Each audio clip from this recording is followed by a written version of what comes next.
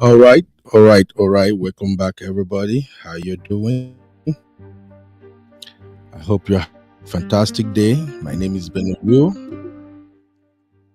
and this is Uncle Benu's channel.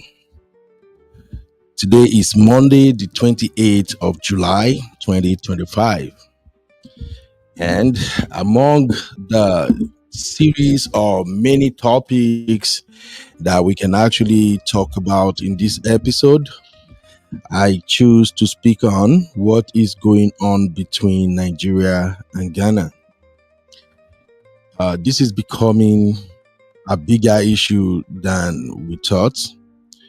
I know for many of us Nigerians, everything is cruise. And I can't blame Nigerians for cruising on everything because that is what the government has reduced the country to. Hmm. And if we don't tame it, suspected evil that is about to happen between Ghanaians and their Nigerian counterparts, we might live to regret it for a very, very long time. And that is why I think we should bring this topic to the attention of the real fam and we can all dissect it together. To be honest, I don't see any tangible reason why the Ghanaians choose this route. But if we look deeper, it is obvious that there has been some reservations from the Ghanaians concerning the activities of Nigerians in their country. Now, I'm a man who believes that everybody deserves respect and they deserve to be allowed to live how they want to live in their country. And at the same time, I strongly believe that there is no country that can experience socioeconomic development if immigrants are not visiting your country. Chinese, as we know it today, is becoming a global power. What makes Chinese so strong is the influx of foreign investors.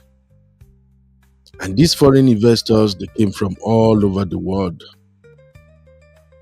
The Chinese received them while they try to handle any issues emanating from the influx of immigrants into their country.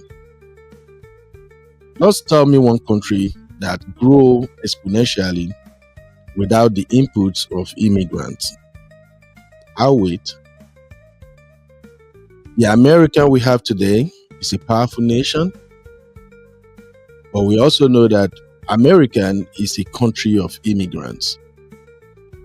The immigrants came in, they exchanged their labor force, their creativity, their talents for a better living condition.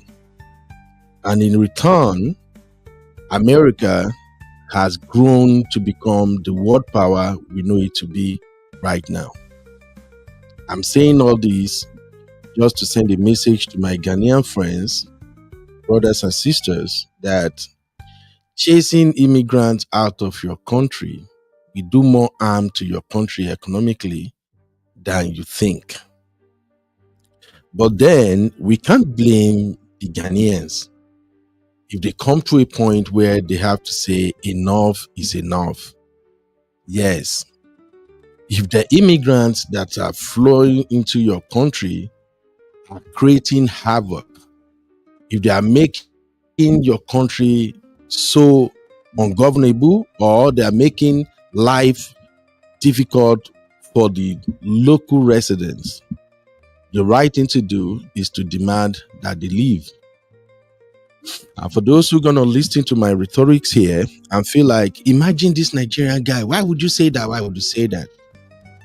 Ladies and gentlemen, Americans are doing the same thing Ghanaians are doing as we speak. Every day, immigrants are sent out of America. Yes, immigrants are being deported from America every day. But the ones being deported are generally those who are undocumented or who have committed one crime or the other. Now, in the process of deporting the immigrants, some who are still under the process of regularizing their papers, they are also getting deported. You call people like that collateral damage. However, Americans go about this the legal route. They use their law enforcement officers to achieve that aim. The way Ghanaians are going now, protesting, occupying the circle in the capital city, sooner or later, it will degenerate into chaos. We have seen videos of Nigerians being chased, their shops being destroyed. They were being called all sorts of names. But are all the Nigerians in Ghana the one responsible for whatever the Ghanaians felt like? No, we don't want these in our country. I just wanted to start with that. Now, let me welcome you guys to today's show. Shout out to all the real fam. It's my pleasure to have you, everyone. I intend to do this, the rant format, so that whatever I say, people can actually hold me responsible for it. However, we cannot have this conversation in isolation. So I'm going to share my link for anyone who wants to come in and make it make sense. Please do not hesitate. This is becoming a bigger issue than we think. This is becoming a major concern and it requires our attention. So please don't feel shy. Render your voice, come in, or if you are busy at work, you can drop your take in the chat. All right, welcome everybody. I see you, Luke. How are you doing? You welcome, Luke. Comfort Adagri. Shout out, my dear sister. How are you? Chinko. Chinko, you know you are actually closer to Ghana. May my Ghanaian brothers no come pursue you, I beg. Netizen Global, what's up, bro? How you doing? Of course, my Abby baby in the building. How are you, Abby? Sister Temilade, how are you, ma? You welcome to today's show. Sembe, my Wahala girl, how you day? And of course, Sister Rose in the building. Welcome, Sister Rose. Welcome, everybody.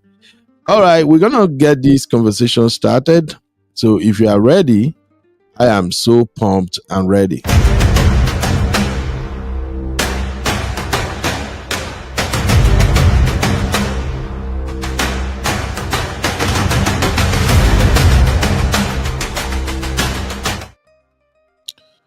All right, let us start today's dialogue by listening to some of the trending videos on TikTok. Please follow each of these videos so that by the time we want to contribute, we will have grabbed the essence of the conversation. More fresh! Wow! That's my beautiful sister, More fresh! Where have you been, sis? Oh my God. I've been looking for you like, where is this my sister? I'm so glad you are here, my sister. You're welcome. Thank you. My Sissy. Sissy, don't worry. We go deport you to Uganda. All right. Thank you. Yeah, I see you, Abby. Abby says she's going to join us in 30 minutes. Oh, I'm looking forward to that. Thank you, my dear. My sweet Biba. How are you doing, Mama? You're welcome to the show. All right, let's listen to some of the rhetorics that is going on TikTok. Take a listen to this one. It's online. Nigeria must go. Nigerians must go. Some are even taking it a step further to say Igbo people must go. Igbos must go. Let me first of all start by saying that I am Igbo. Yes, I'm Igbo, rightfully so, and I'm never going to apologize for being Igbo. I love being Igbo for so many reasons. But you see that concept of Igbo king, I don't even agree with it. I don't subscribe to it because originally, ideologically, it's not Igbo. Because the Igbos, we have a saying, Igbe nweze. The Igbos don't have a king. It's a saying that has been there for a long time. And then we have proverbs like, Akanri kwa kepe, akeba kwa kanri. When the right hand washes the left hand washes the right hand. Another one, Ebe belu ubu belu, nke si n'ibe ya ma mbe, nkwukwa ya. Literal translation. When the eagle perches and the kite or hawk perches, anyone that refuses the other one from perching should be incapacitated. The Igbo way is originally and ideologically egalitarian. So you see all those we mentioned on byland, we mentioned Christianity came after colonization. So if you see any Igbo person who believes in having a king who wants to lord it over another person, I can assure you that person is still suffering from the PTSD of the Igbo genocide that we call Nigerian Civil War because millions of Igbos. It's just PTSD. Some Igbo people have been on auto cruise, don't know when to turn it off. Just there's this just keep conquering because you don't know what's going to happen tomorrow. That's exactly how some Igbo people are still thinking it's PTSD. But let's talk about young Africans. The people who don't know their history will wander around like lost people. Unfortunately, young Africans who are supposed to be smart and intelligent, some are very disappointing. I actually pity Africa because you think that those people, especially those who don't even live on the continent, who live outside, you think that they should be smart. But no, they are the ones fueling anti-Nigerian rhetorics, anti-Igbo rhetorics online. Say, oh, South Africa is against you. You should check it. You're the problem. And I'm like, God damn it. Like, what is wrong with us? What is wrong with us? So one person says he wants to be king. All of a sudden, Nigerians should go. What about those other Nigerians who are excelling, those other Igbo people who have been helping, building things? No, but suddenly it's the one negativity. Yeah, let's zoom in and focus on it because you've been trained to focus on the negative because of the self-hate. You will never promote or celebrate the wins, the good things. It's just that one thing you zoom in on. Talking about Nigeria wants to colonize, not in this life, Kale, not in this life. Talking about Igbo people, you think you can come and colonize us, and you're speaking English, actually, you are still colonized. We're all colonized, as a matter of fact. We still have white people in Ghana with investments. Yeah, Europeans, British are still in Ghana. Investments, investors bringing in money. So before the 60s, Ghana opened up, said, invited Africans, come and invest in Ghana. Guess which country people came to Ghana's aid? Nigerians came in the droves to invest, started businesses, and the Ghana economy boomed, started rising. But guess what? The same thing that is happening now, all of a sudden, there's this xenophobia against Nigerians. Nigerians must go. Nigeria must go. And then Nigerians left. Some even died. And then what happened? Ghanaian economy crashed. No country would build Ghana. This happened in 1969. Yeah, Nigeria must go, 1969. Nigeria built up Ghana to help Ghana again. So history is repeating itself, but because young people don't know history, it's only Bible and whatever it is, y'all know. It's going to happen again because you still don't get the divide and conquer that the Europeans have done on the African continent. The fact that because of the borders that were drawn by these Europeans, people are fighting themselves. People are picking on Nigerians. Let me just talk about Nigerians and Nigerian. So some people who have even said, Nigerians, y'all think y'all better than us, you people are proud. I've actually had an actual conversation with them in real life. And I asked, I said, do I look like I'm proud? said, no, you just look like you know what you're doing. I said, exactly, I know what I'm doing. I said, don't you behave the same way? And then they said, yes. I said, so what's the difference? It's just the spotlight. It's a propaganda. It's a scheme that I need that. Well, I don't care. I don't even care if people get it or not.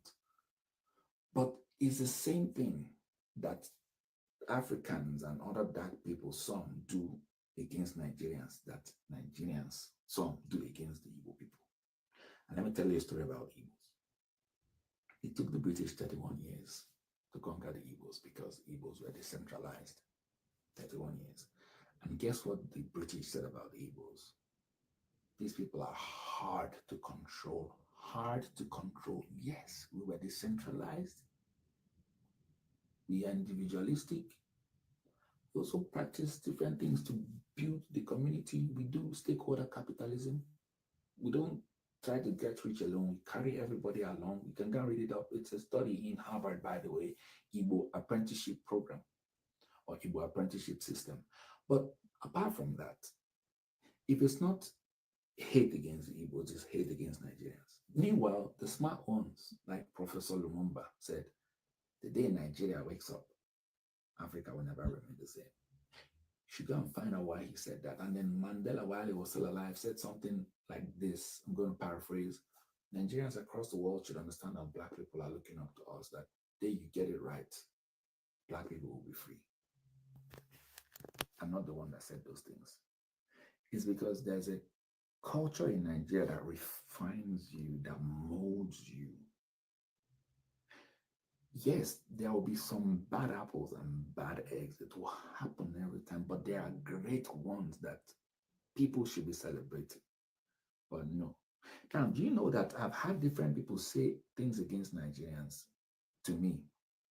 An example, a Kenyan girl last year, but you Nigerians, you people like Wahala, you people like Wahala. I said, okay. She said, but to be honest, where I was training, these guys were trying to treat us anyhow, but it was the Nigerians in my class that spoke up. Said, no, you can't do that. So Nigerians spoke up for the entire class.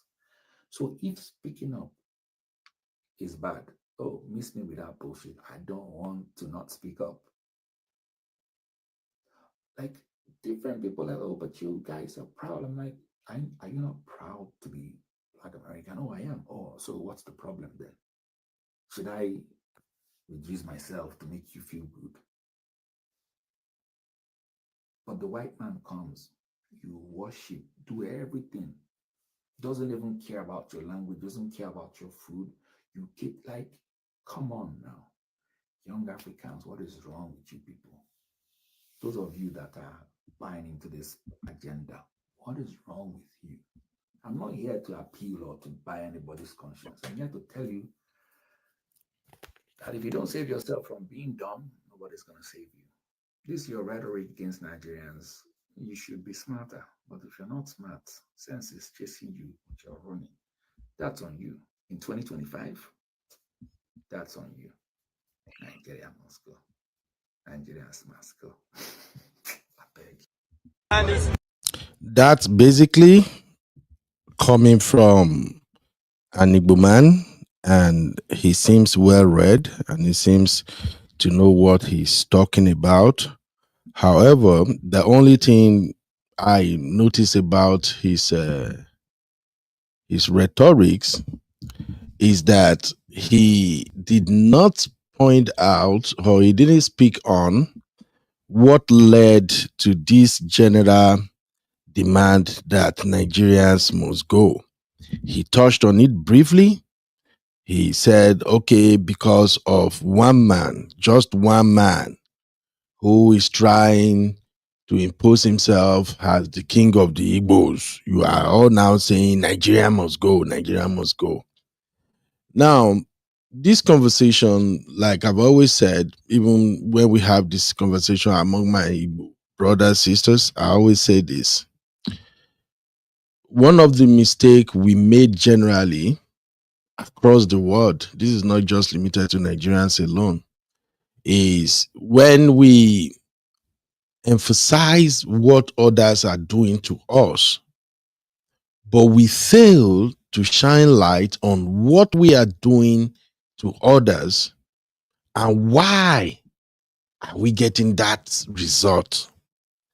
I've stated variously that, look, if you continue to do what you are doing, you're going to continue to get the same result over and over and over again.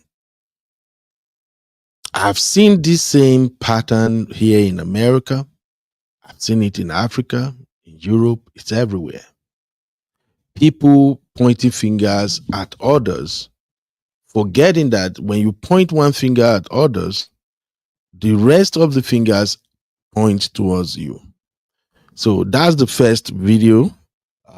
If you hear what he said, please let me know. It's actually loud in my ear also, but I don't know why you guys said the volume is low. Let me see. Maybe there is any adjustment I can do over here. Of course, the volume is loud here. So maybe it's just that video or anything else to do. I think it's loud now. So that's just, it's not loud, sir. But I can hear it clearly. I can hear it. I don't know what's going on. Right here, the volume is even up. Very, very loud on my roadcaster. Anyway, let me play the next video. Let me know if the next video is loud. Hey, Simbi, how are you doing? Hello, Uncle Benno. Fine. Happy Monday, sir. All right. Okay. Gathering is very simple. We are Ghanaians, and at the moment, I think every Ghanaian, there's a trend going on out there that Ghana is not safe. There's a lot of kidnappings going on. Can you hear this one loud? Hello, guys. Yes, Can sir, you guys? This one is loud. This one is loud. Okay, let's continue. You can look behind me. Just in the space of 2 weeks, we've lost about 8 of our Ghanaian brothers and sisters through kidnapping and then, circumstances which is very strange to understand. And at this point, we decided to come out to speak to our leaders that the kidnapping cases that is going on in Ghana is too much. We don't feel safe in our own country anymore. And as youth of this country, we've been able to assess the situation, and we've realized that there are so many, immigrants that are coming into Ghana without any proper checks. They get to our borders, they just enter Ghana, they commit crimes, and sometimes getting them it's very difficult. So today we are gathered here to create an awareness, which is one, to let Ghanaians know that we are not safe anymore. Everyone should be careful wherever you are. Make sure if you are moving around in the night, you have safety measures in place. You have your something to defend yourself. What are the safety measures? And are they, guarded by law? The safety measures, you have to make sure you have the ones that are guarded by law. There are safety measures which is guarded by law. If you don't know how to get this kind of safety measures, we entreat you to go to any nearest police station, go and ask them that I need something to protect myself due to the current happenings in Ghana. And secondly, as Ghanaians, we heard there is a man from Nigeria claiming to be, according to the Ghana Traditional Council, he is claiming to be a king, and he was named as the self-acclaimed Igbo king. We as Ghanaians are very, very not happy with the way our politicians are quiet on this issue. The media is quiet on this issue. Our mainstream musicians, everybody is quiet. And we as citizens on this country, looking at the atrocities some of our neighboring countries are committing in Ghana, we cannot sit down and allow them have a king as well in Ghana. So before you go there, so who do you blame for the life that we've lost here? Who are the cause, or who do you blame for that? So we blame our authorities, we blame the Ghana Immigration Service, we blame the Ghana Police Service, because they see these things happening in Ghana and they overlook it. And at this point, we are putting all the blames on them, and we are telling them straightforward that they should sit up and then do the needful, because the citizens of this country who voted for them and then give them the mandate to be the police, to be the immigration, we are not safe in the country anymore. And these are the evidences of life. So why is the focus on the Nigerians?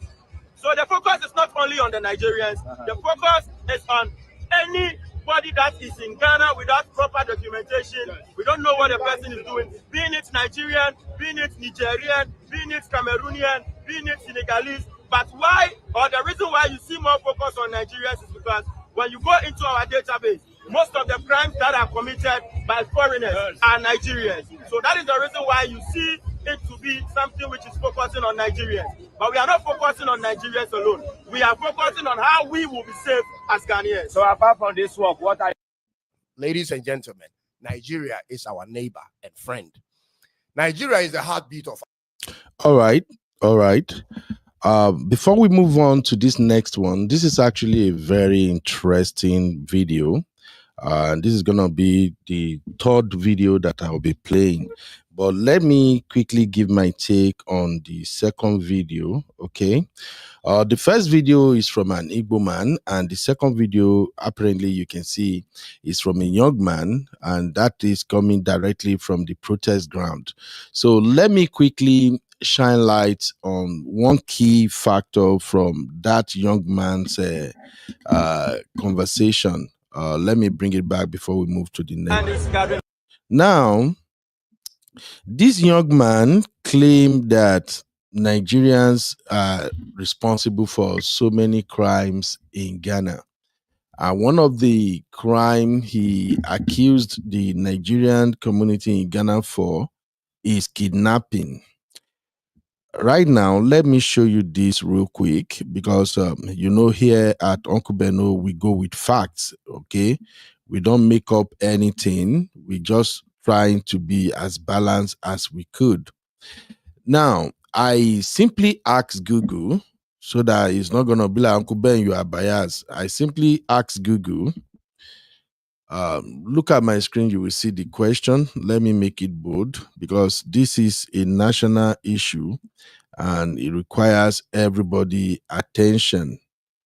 All right, let me look for a better layout that can make it bold. Okay, so if you look at my screen, you will see my prompt on Google. I said, are Igbos responsible for kidnappings in Ghana? That was my question. And here is what was gathered by Google AI. And for those who don't know, when Google AI give you results, the machine has scanned through several sources on the web and give you a summarized version of all the report. Now, if you look to the right here, you can see the bunch of reports that this summary is coming from. One of the sources is Ghana police arrest 3 Nigerians, 5 Ghanaians over kidnapping. And that was actually June 12, 2019 by BBC. All right, the next one, Ghanaians protest in Accra demand Nigerians exit. And then kidnapping in Ghana, an emerging crisis. That is coming from Science Tech. So these are actually academic journals and reliable sources for the information I'm about to go through now. So for those who are listening, you should ask, are Igbos the one responsible for kidnappings in Ghana? The report says, reports from Ghana indicate concerns among some Ghanaian youths and community members regarding the involvement of individuals identified as Nigerian, including Igbos, in criminal activities like kidnapping within Ghana. In recent protests, some Ghanaian youth expressed sentiments against Nigerians, alleging their involvement in criminal activities, including kidnapping and rituals, and demanding their exit from Ghana. A specific example is the case of the kidnapping of 2 Canadian women in 2019, where 3 Nigerians and 5 Ghanaians were arrested in connection with the crime. Additionally, recent arrests in the case of kidnapped Ghanaian women lured through Facebook romance scams involved 3 Nigerian suspects. According to Ghana Web, however, it's important to note that attributing responsibility for kidnapping solely to a single ethnic group, such as the Igbo, could be oversimplification of a complex issue. Kidnapping in Ghana, according to a 2019 report, stems from various factors, including socioeconomic problems, such as poverty and unemployment, bad governance, and corrupt policies, urbanization and migration, including the growing number of migrants from neighboring countries like Nigeria, Togo, and Benin. Lack of reporting and prosecution of cases. Some kidnappings involved ritualistic practices, popularly known as Sankawa or night shift, particularly in certain areas of Ghana. Investigations into kidnapping cases often face challenges such as poor police intelligence and forensic capabilities, as highlighted by the case of the Takoradi missing girls, which received a prolonged investigation period.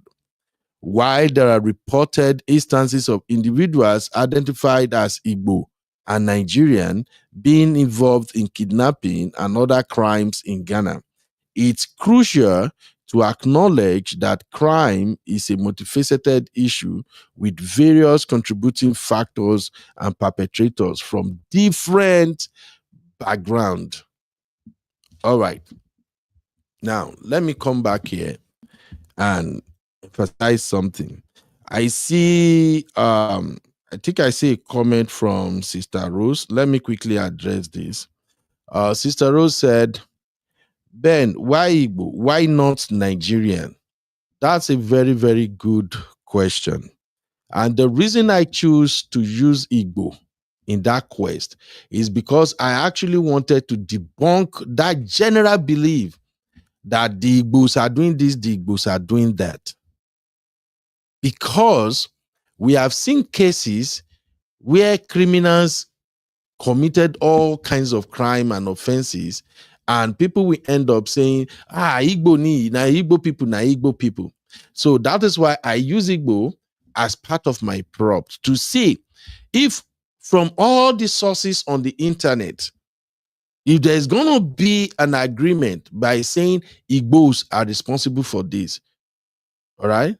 That is why I put that up. And from that report, you can see clearly that even while there are reports of kidnappings in Ghana, it is a general problem in Ghana, and there is no traces to a particular group or ethnicity that are responsible for that crime. So, Sister Rose, I don't know if that answers your question, but that exactly was my intention of using Igbo. Because, you see, when there are criminalities, it is not carried out by one ethnic group. Usually, people will hide under the umbrella of one ethnic group and they will start misbehaving and doing all sorts of nonsense. In Nigeria, we have multiple cases of kidnapping, armed robbery, 419, all sorts of criminal activities ongoing.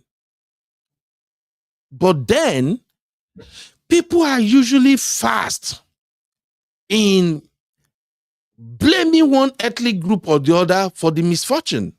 I'll give you an example. When the Boko Haram killings and everything were going on in the north,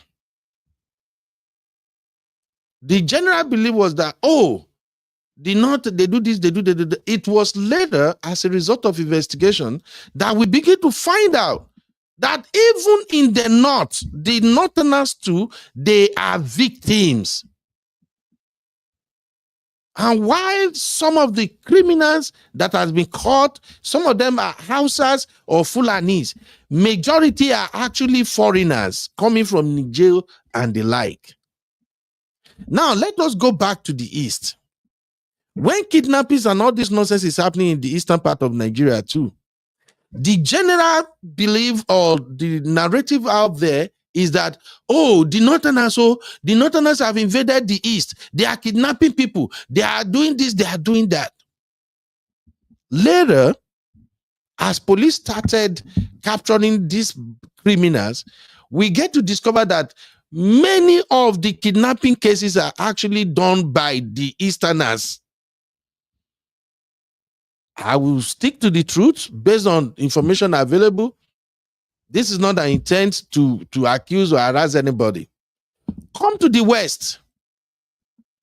When we started noticing kidnappings and killings and ritual killings and everything in the West, the same narrative. Like Hausa ni o. It be like saying Hausa people. It be like saying Igbo people. As soon as police started arresting these criminals and they started coming out, we are beginning to see that even in the West, Yorubas are part of the people doing the kidnapping and rituals. So here is my point. Criminality is criminality. It has nothing to do with ethnicity. As soon as we stop pointing fingers on one ethnic group and address the problem as a general problem that needs to be tackled, the better for us all. So let's just stop. So, Sister Rose, you know I love you, my sister, but I really don't buy into any of this narrative that, oh, maybe why this, why that. My own thing has always been, I'll call it out the way I see it. We only live once. We only live once. I am not for Yoruba, I'm not for Igbo, I'm not for Hausa. I am for the truth based on available fact and what is before us. And I'm for the fact that as soon as we recognize that we have a bigger problem on our hands, the better for us all. We have seen this game played over and over and over again. Even in Nigeria, as we are right now, it is this same stupid tribalistic rhetorics that ruined Nigeria. The politicians are not tribalistic when it comes to politics. They are only tribalized when we are in political processes. That's when they will come and say, man, don't allow that man, Yoruba man to be this, so don't allow that Igbo man to come here. Oh, this na Hausa time, oh, this my Igbo time. It's all bull crap. Look at the top. Go to your Senate, your House of Rep. Look at ministerial position. Look at your state, your commissioners, everything, your governors. Do they show you, do you see any element of tribalism in them?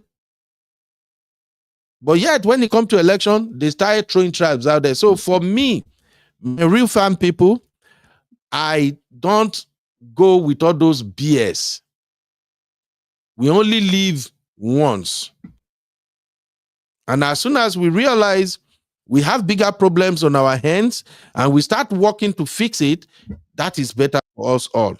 So that's my take. Let me move on to the next video real quick. For the real fam, I dropped the link in our backstage. I'm still sharing it here. So if you can't find the link, just go to our WhatsApp group. The link is there. But let's continue with this conversation. Yeah, so Sister Cherish Olivia, now only one life, all right?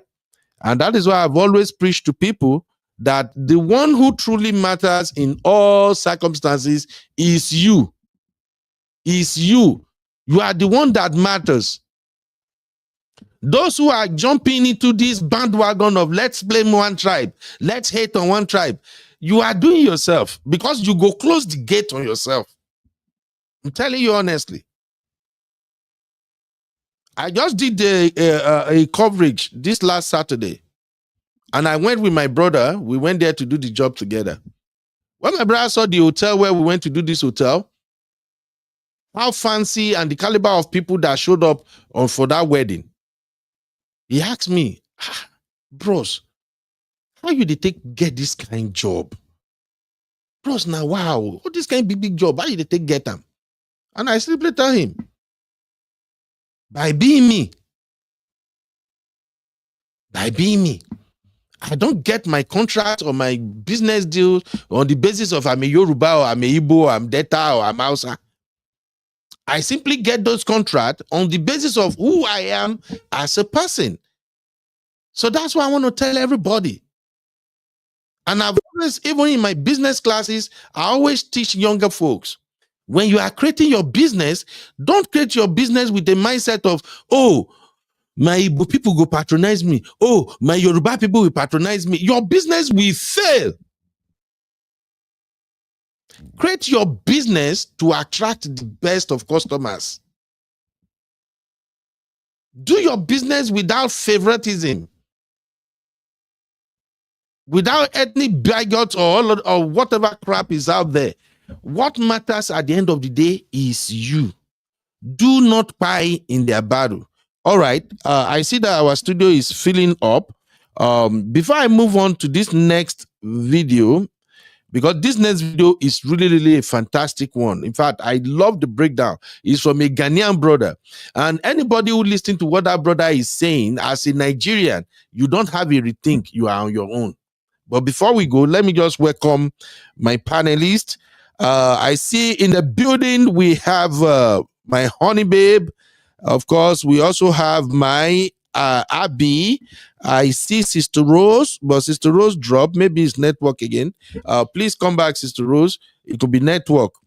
If the WhatsApp link is dropping, you can use the chat link here. Maybe that would be better.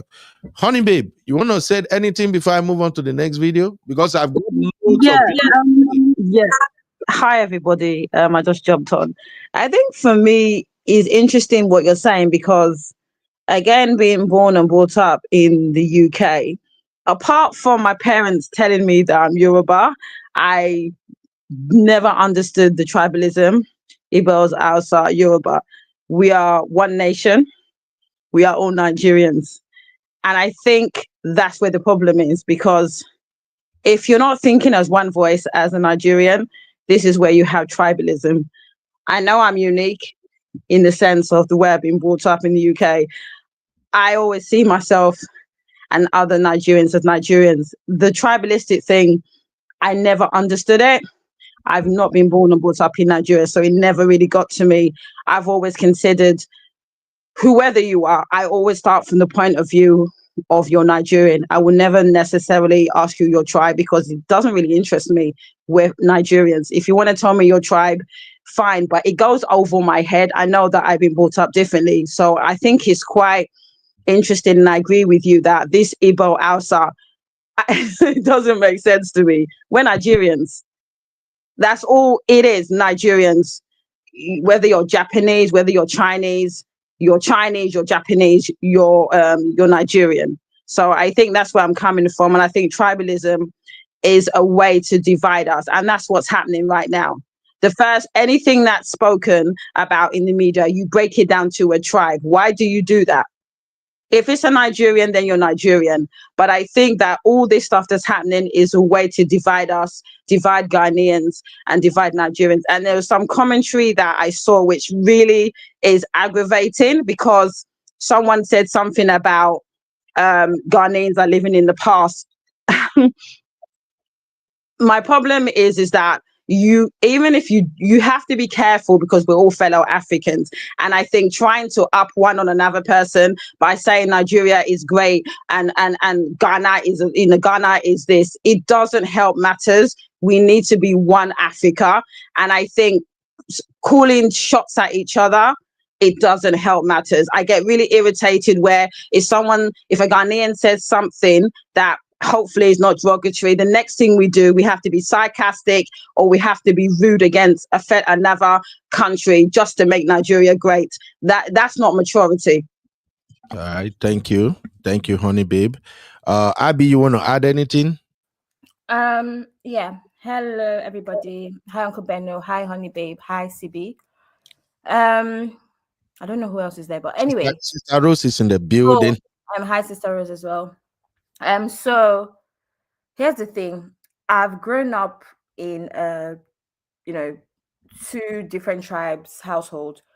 My mom was Igbo, my dad is Yoruba, and my mom experienced a lot of tribalism. While this is not tribalism and this is more xenophobia, I feel like I kind of understand what divide looks like and what it can cause just from being a child in that household.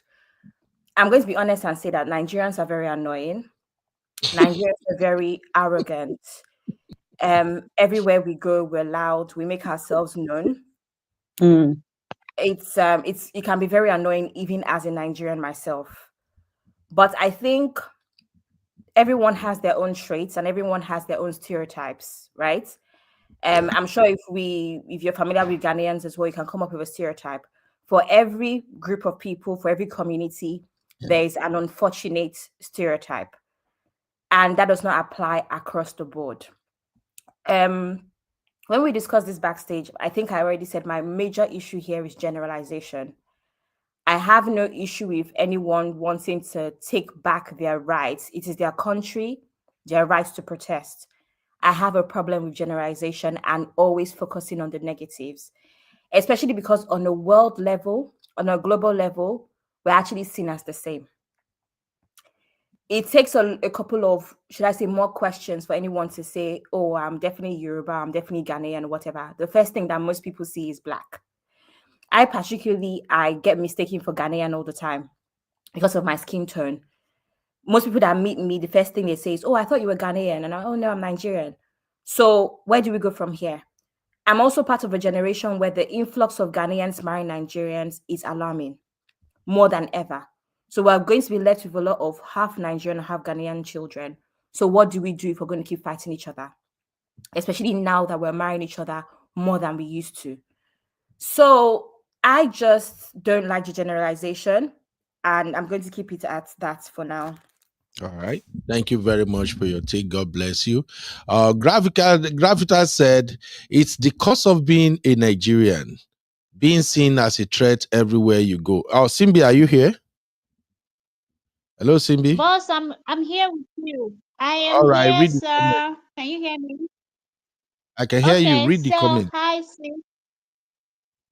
So Gravitas is saying it's the cost of being a Nigerian, being seen as a threat everywhere you go. You can't be too successful, in brackets, something we effortlessly succeed at, or you risk scaring the locals. Thank you, Gravitas. Can I say something to that? Is that type of narrative that is perpetuating the divide between Ghanaians and Nigerians? The tone of what was said is very confrontational, very arrogant, because like I said, yes, Nigerians can be successful, but you don't have to like make it seem like everybody else is unsuccessful. And it's those type of statements which is perpetuating the narrative and is basically causing a divide. All right. Thank you. Let me quickly hear from Sister Rose before we move on to the next video. Sister Rose, please unmute yourself, ma. Hey, good afternoon, and good afternoon to everyone on the panel. Ben, I was having difficulty coming in, so did you ask a question? Because I might have missed it. No, I was addressing the message you left in the chat earlier. Yeah, you called me out. Why? Because all I asked was why Igbo? Why not? Why you can't just pick on one particular person. So I asked the question, why Igbo instead of Nigerian? When you said you did the chat GPT search, and he was referring to Nigerian. Okay, but you heard my explanation, right? No, but you called me out. You later said, Rose, something about you live only once. So it seems like you took something I said in the negative, and I was being neutral. I was saying that we can't just pick on one person. That's picking on one person is stereotyping. It's attacking, So that's what I was trying to say. That's why I was like, it seemed like you misunderstood me. No. I actually, what you left in the comment is usually one of the popular comments you will get on social media. Like anytime there are conversations surrounding ethnicity in Nigeria, and it's not just you, it's many. Yoruba people do it a lot too. I got to be honest, the people I don't see much, maybe because I'm not following their trend, are the outsiders. I don't typically see them drop that type of comment at time. Anytime there are conversation that has to do with ethnicity. So it's not you, it's general thing. But because you drop it, when I said I Google and I use Igbo, That's why I say, let me just address it. And my statement that we only live once, that is not to you. Is because no matter how we look at it, whatever happened on this platform, somehow it will still come back to me. And No, I just wanted clarification. I wasn't taking it, I didn't want there to be any misunderstanding. So I was just coming for clarification. I just have to address it because of the people we get to see this content later and drop it. So they need to know who they are dealing with. So that's why I said it's not for you. The message is for people who watch the content. That's why I say for me, anything types count me out. I don't do that shit. That's just me. So that's why I'm saying it. I'm an Ondo boy. And people mistook me for Igbo. They mistook me for Delta. A lot of people don't even know where I'm from. Initially, in my earlier days, when people see me as Omo Igbo, Omo Delta or something, even my last name sounds like a Delta last name. Initially, it used to bother me. I used to feel concerned, but later I'm just like, what is wrong with me? This thing definitely has an advantage. If you get to somewhere people cannot pinpoint where you are from, you get advantage. So use that advantage. And that's what I'll be doing since. If you see me now, you say, Omo Igbo, I'll say, yes, I'll be Omo Igbo. You call me that, I say I'll be Delta. So for me, I always try to see the opportunities in every situation. So now, people might get to see this video, and some people will just be, they're attacking Igbo. So I have to make it clear that I don't do all those you attack Igbo, you attack Yoruba thing. It's not my thing. We are individuals. At the end of the day, you fight for Yoruba, you fight for Igbo, you fight for whatever. Who are you as an individual? It's the same result. It's the same result. If you go to Houston, for instance, you will still hear the same narrative about Nigerians. Oh, Nigerians in Houston, they are this, they are that, they are that. But guess what? Houston has large number of Igbo people residing, but at the same time, you have massive number of Yorubas in Houston, more than Dallas. Or let me say, the Yorubas in Houston, they are louder than the Igbos in Houston. Whereas when you go to Dallas, the Igbos that you find in Dallas, they are louder than the Yorubas. So when any conversation surrounded anything that is happening in Houston, Texas, people have a way of attaching it to the Yorubas. You feel me now? So then for people like us, we just look at it and smile that, hey, if you know how many Igbo and other tribes that live in Houston, fear go you. So, but the bottom line is, how are we moving as a person? If I commit a crime, treat my fuck up. Don't say, oh, that Yoruba boy, you know Yoruba people, they don't. No. If I commit a crime, that is me, Ben. That is not all other Yorubas that lives in that area. So that's the point I'm trying to make. Because this thing that is going on in Ghana now, if we all remember where we handled this conversation the first time here, at that time, it was this Igbo king or no Igbo king thing in Ghana. And I'm like, I don't really buy into this.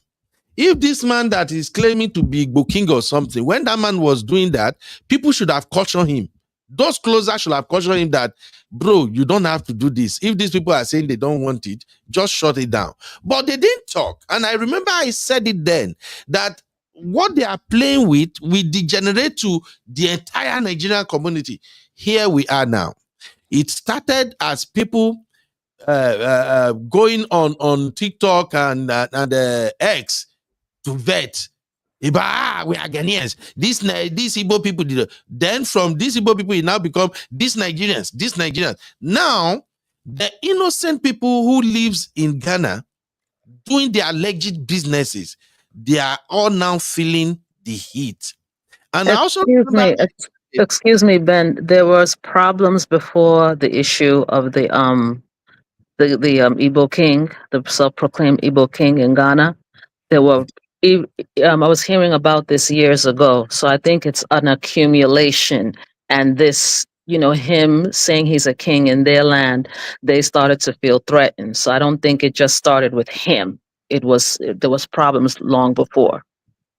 I Sister Rose, agree can I say 100%. something? I'm sorry? You are Can right, I say Sister something, Rose. Sister Rose? I Ben, think, go ahead. I didn't hear you. Ben interrupted. sorry, so Sister Rose, I think obviously I've said this before, I'm half Igbo and half Yoruba, Mm-hmm. but I actually relate to my Igbo side more because that's the only language that I speak and understand. Mm-hmm. And I think one of the reasons why Igbos are usually picked on is because we tend to have strong communities everywhere we go. We Mm-hmm. have that nature of sticking together.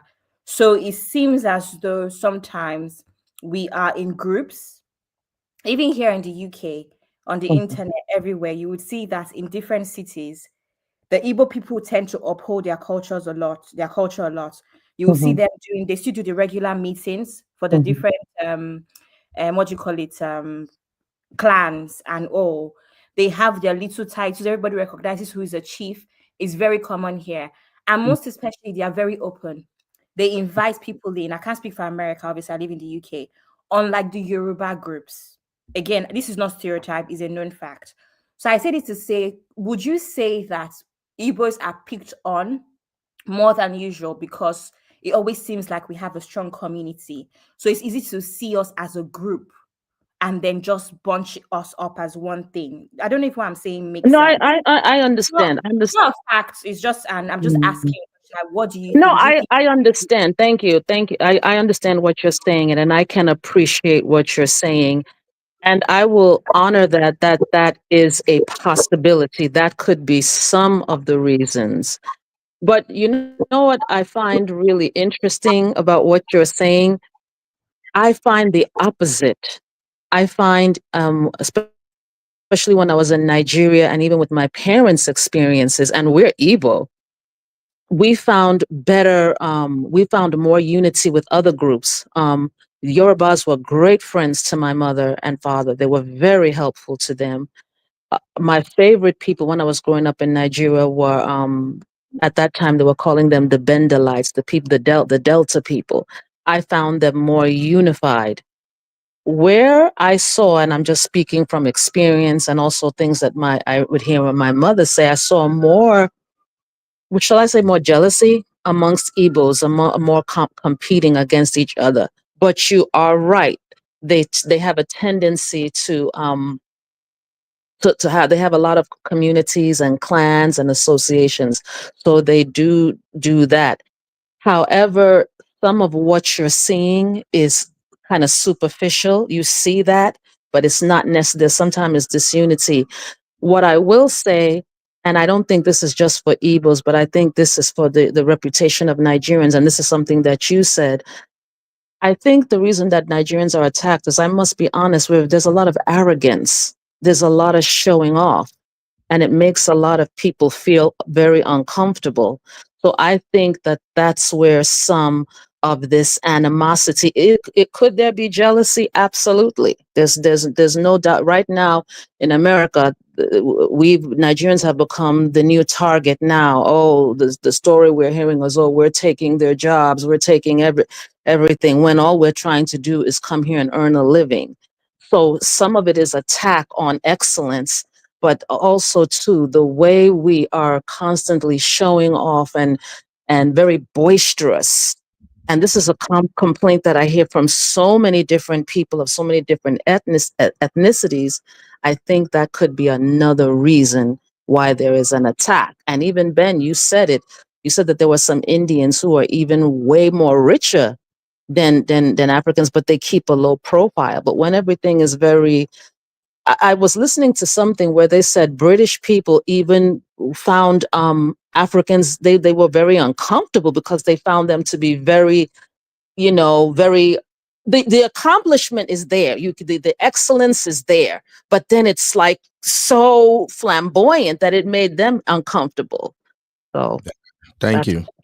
Yeah, thank you, Sister Rose. I see we have a new caller in the studio by the name Ben. I will come to you shortly, Ben, but let me address something real quick. Shout out to Afi Haman. Afi Haman, you're welcome to Uncle Benu's and the Real Fam channel. But please, my brother, I know some of this topic might get emotional, but over here, we don't fight. We disagree with arguments, perspective, and we argue constructively, but we don't attack anybody. So please, I don't know. Oh, you are a lady. You're welcome, my sister. Thank you. So I don't know how how you see the conversation, but please address the issues raised. Let's not take it personal that we are attacking each other, please. So you're welcome. Feel free. Here on this platform, majority of the people we have here, these are people with massive accomplishments, and many of them are professionals, and they are doing great at their different fields and areas. So we respect everybody here. Thank you very, very much. Please just attack the issue, not the person. Thank you. I see my sister Olivia in the studio. You're welcome, Sister Olivia. In fact, I would like to hear your take because, Sister Olivia, you live in South Africa and you've seen how this has happened in the past. But before I come to you, man, let me quickly hear from Ben.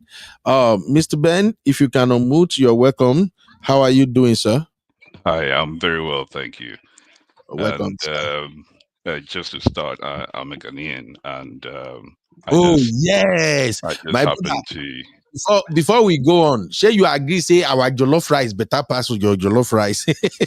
Well, I've tasted both, and I Ah, love both of them. oh, thank you, my brother. Please, the floor is yours, sir. Go ahead. Okay, thanks. The thing is, I feel. Well, let me just address it in three sections. The first one being the Igbo issue. Um, I think what Ghanaians are worried about is the fact that there was an intention to, and there is actually an ongoing project to create a solo ethnic community that would one day grow to become a problem.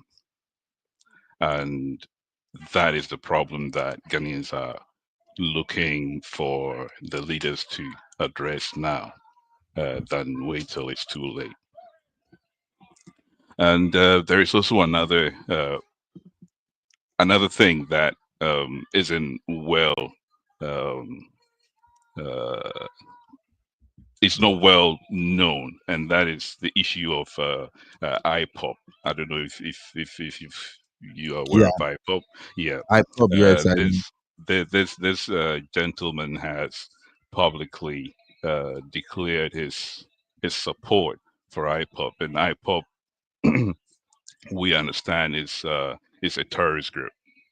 And a few years ago, Ghana's intelligence actually picked a number of them training in a forest in Ghana, and we find that to be very dangerous, and that's why they're pushing to make sure that this man who called himself King is actually dealt with.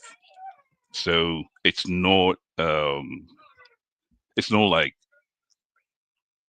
things are blown out of proportion, but they're just being careful, and nobody's attacking anyone as well. I've seen a lot of videos where they claim that Ghanaians are attacking Nigerian traders and shops. That is not happening, and I don't know why people are taking videos and spreading false information. I think Yeah. that's something that we should also try to avoid. Mm. Beside the Igbo, the issue of crime, which is the main thing I think the video was trying to put across.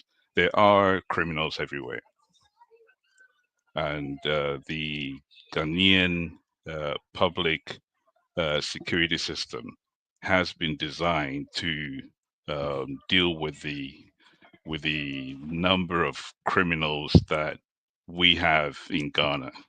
But over the last few years, there's been a spike in the number of serious crimes, which I believe you've seen a number of people who lost their lives. And some investigations have you read something from Google that brought some few cases up. There are a lot of cases that doesn't come to the public domain, and people see and they hear about them. So they are just calling on the government to do something about it. The problem I see is government may not be able to deal with it because we've created an ECOWAS community where there is free movement of people and goods. Now, it's that system that is causing the problem because we've also uh, expanded the territories of criminals.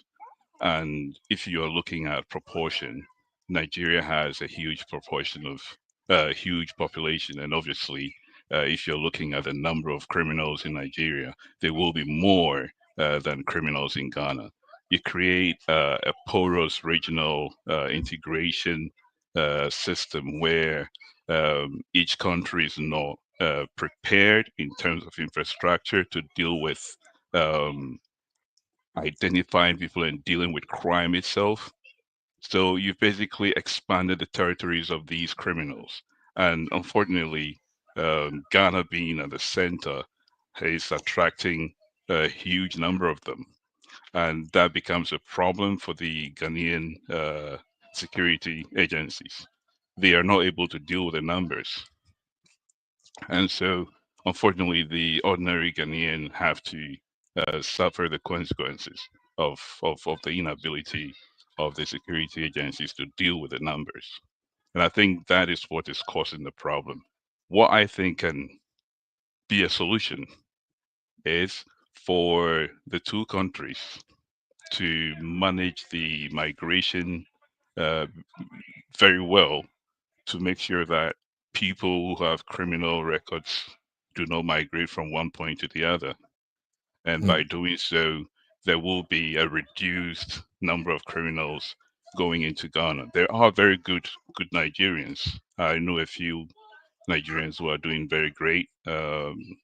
And to jump and say that all Nigerians should leave, it's I think it's something that is too harsh because these good ones haven't done anything. But what surprises a lot of Ghanaians as well is that the good ones are not speaking about the bad ones.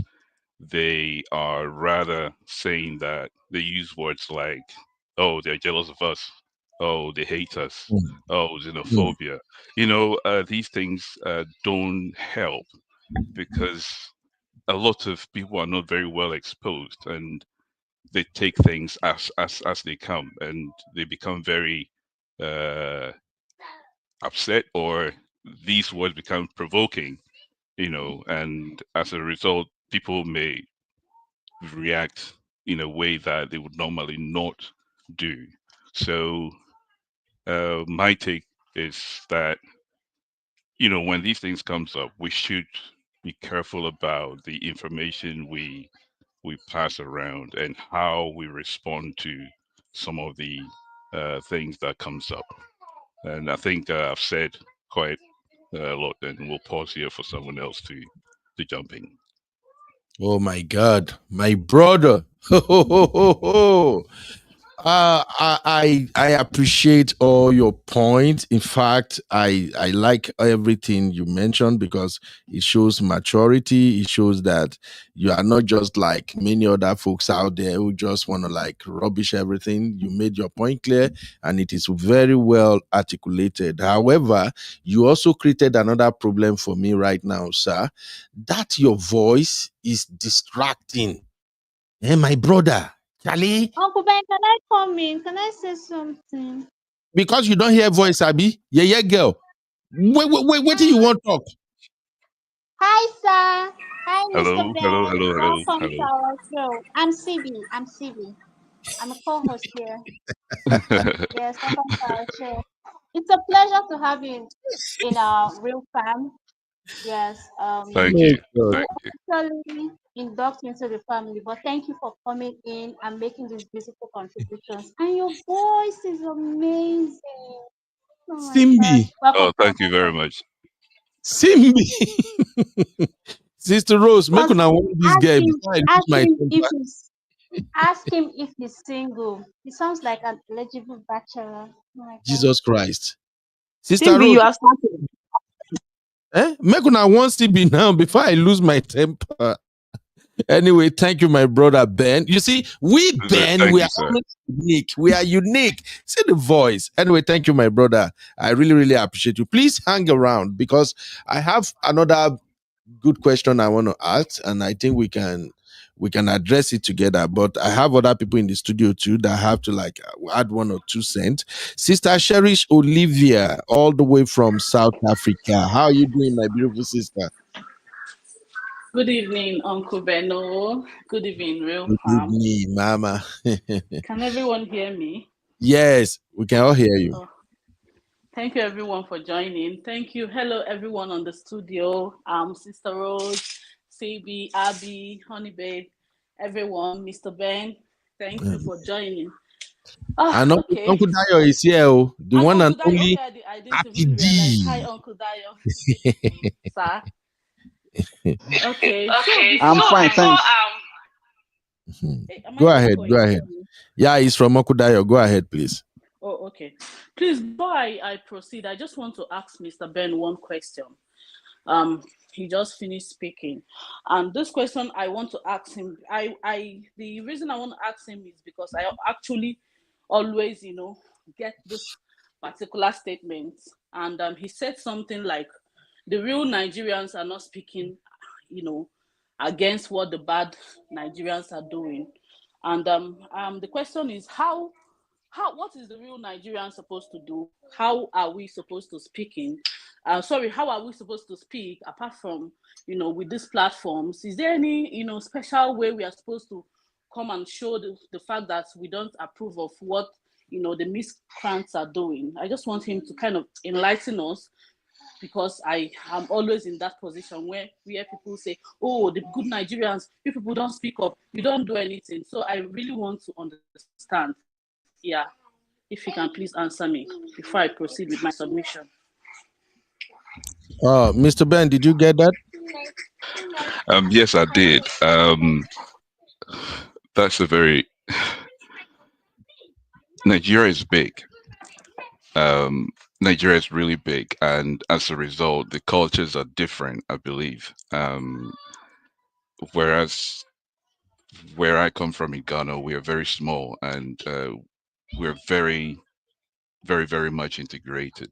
So what we do, well, I would just say what we do is, if somebody is not being right, what we normally do is we get the person and make him aware that if he doesn't stop what he's doing, we'll snitch on him, and we do it. Those of us seen in the diaspora, for example, in the UK and elsewhere. When a Ghanaian, we identify a Ghanaian who has a potential of causing a problem or becoming a stain in the name of Ghana, we make sure that we report that person to whatever authority that is in that area. And I believe that's what one can do. You can't do much than just reporting and saying when something is wrong. Hello, okay. So what you're trying to say in essence is that if you see someone that has the potential, even if you didn't catch the person No, doing he something illicit, you kind of suspect that this person may be into such and so you just report the person without concrete facts or evidence. Is that no, that wouldn't be fair. I mean, without fact cannot be. It's like accusing someone for what the person hasn't done. What I was saying is, if you identify potential, means that the person has maybe started something and not finished, and or has done something, finished it, and you've seen that this is not right. You then approach the person and let them know that what they're doing is not right, and try to help them by making them aware that what they're doing will be reported, and hopefully that will scare them to stop. But if it doesn't, then you go to the next stage. Either if there's a community, for example, where there are leaders, you can report the person to the leaders, and the leaders will take whatever action that is required to ensure that that person is put in the right place. Okay, I get you, and you rightfully said that Ghana is a smaller country, and when people say things about Nigeria, they actually forget the population of that country. It's like three countries put together, and how possible, when people don't think about what is applicable in a smaller country, how applicable can it be with a country like Nigeria? When people hold people account, like ask Nigerians to hold others accountable, you may not even know this Nigerian that is doing something. You may not even have heard of the person. How do you then, start holding the person accountable?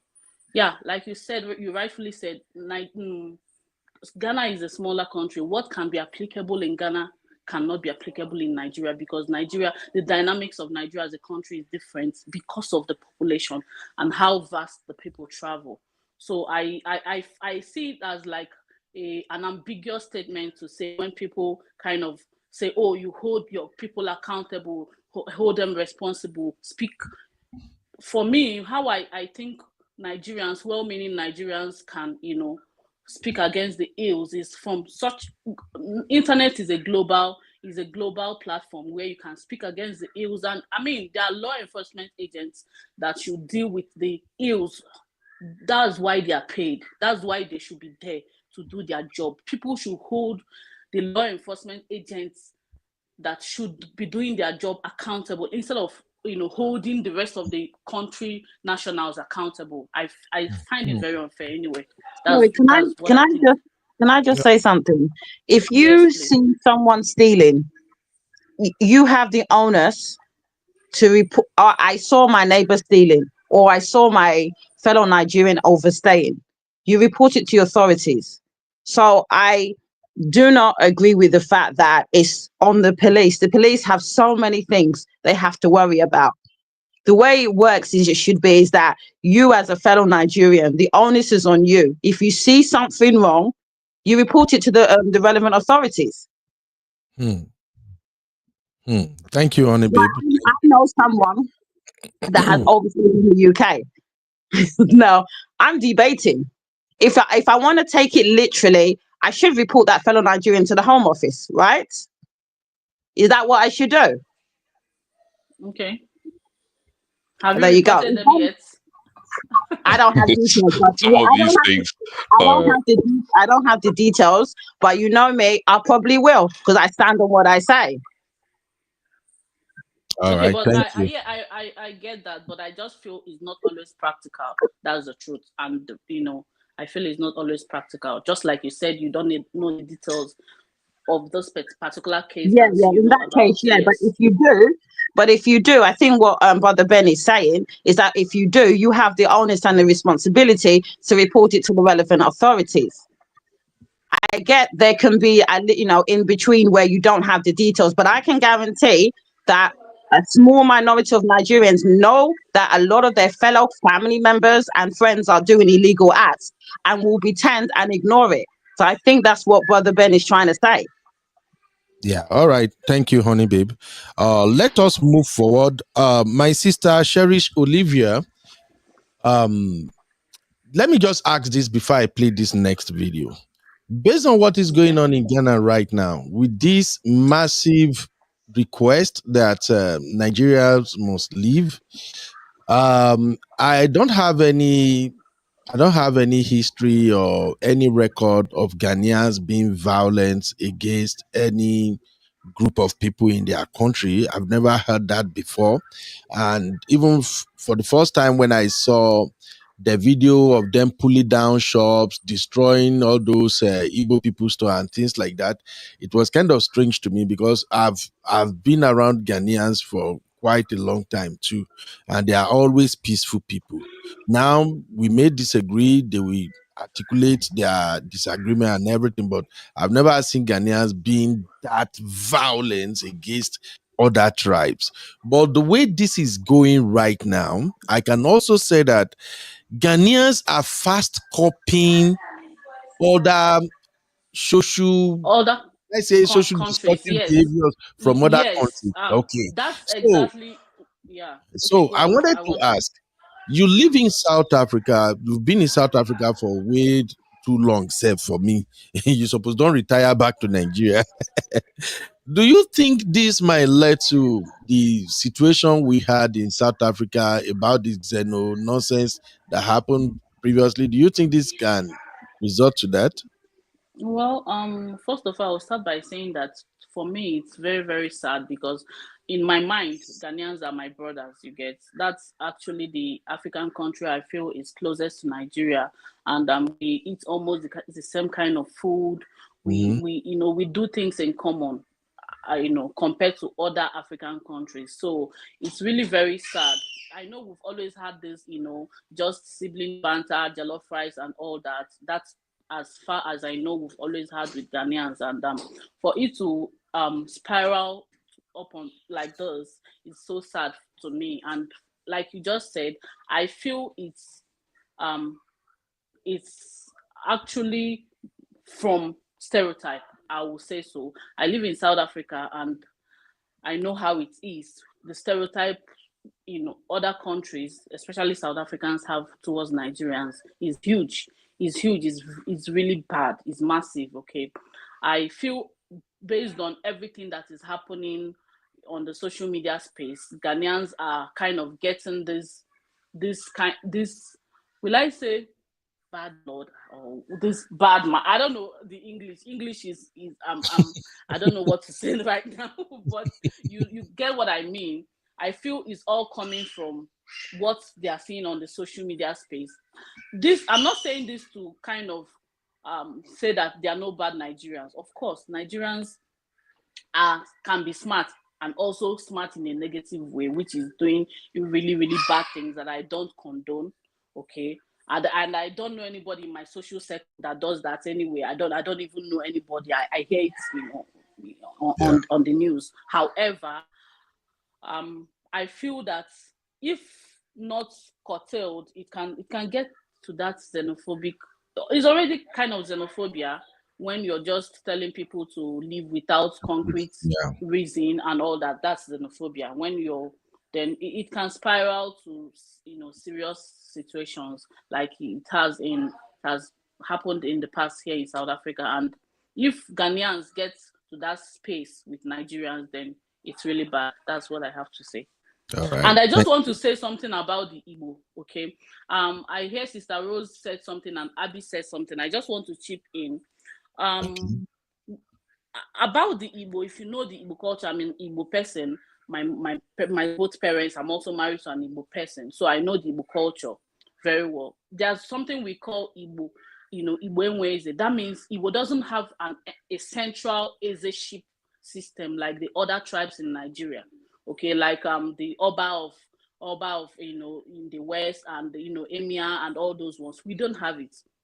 So how the Igbo ship as a ship system works in Igbo is that you can become a king or an Igbo Ezendi Igbo na this place Ezendi Igbo now. That's how it has always been in the Igbo. So if Igbos go anywhere, they always have that kind of circle where they kind of appoint somebody that has a royal someone. Maybe if your parents or I don't know how they choose it, but kind of if you're royal somehow, in your community, your parents are from that royal clan, they can just appoint you an Ezendibo na Northwest, like we have in here in Rustenburg in South Africa. There's Ezendibo na Northwest, Ezendibo na Pretoria.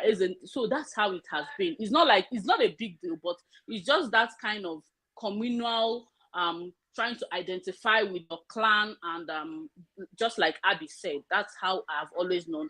So I don't know if it's just not a big deal, but it's a way to identify with your clan. That's how I say it. So it has Okay. been a thing. I don't know how it spiraled out. I wasn't even following the story then in the Ghana Igbo thing. But yeah, I just want to say that. So that's all I Okay. know about Igbo, Eze and Igbo Eze ship system. Yeah. Okay. I really appreciate you bringing that up because it's going to be part of this conversation. That while I respect how you explain it and everything, I also have my own reservation with that, but it lies on just one question. I will bring the question back after everybody has spoken and we move on to the next video. Thank you, Sister Cherish. Okay, Uncle Dayo, I will bring you back, but let me play this video and then Uncle Dayo, And then Uncle Dayo, we can start. but Uncle Dayo, you may have But to Uncle exit and come back because of your echo. Exit and come back again, Uncle Dayo, so that it will take out your echo. Now, ladies and gentlemen, thank you everybody who's watching and in the comment. Please help us like the video. I see you, Joyful BNM. You're welcome. How are you doing? I see you also, my sister, Chilled Power. Is that a woman or a man? Chilled Power. All right, let's listen to this guy. Please, I want you to listen to this video as Nigerians.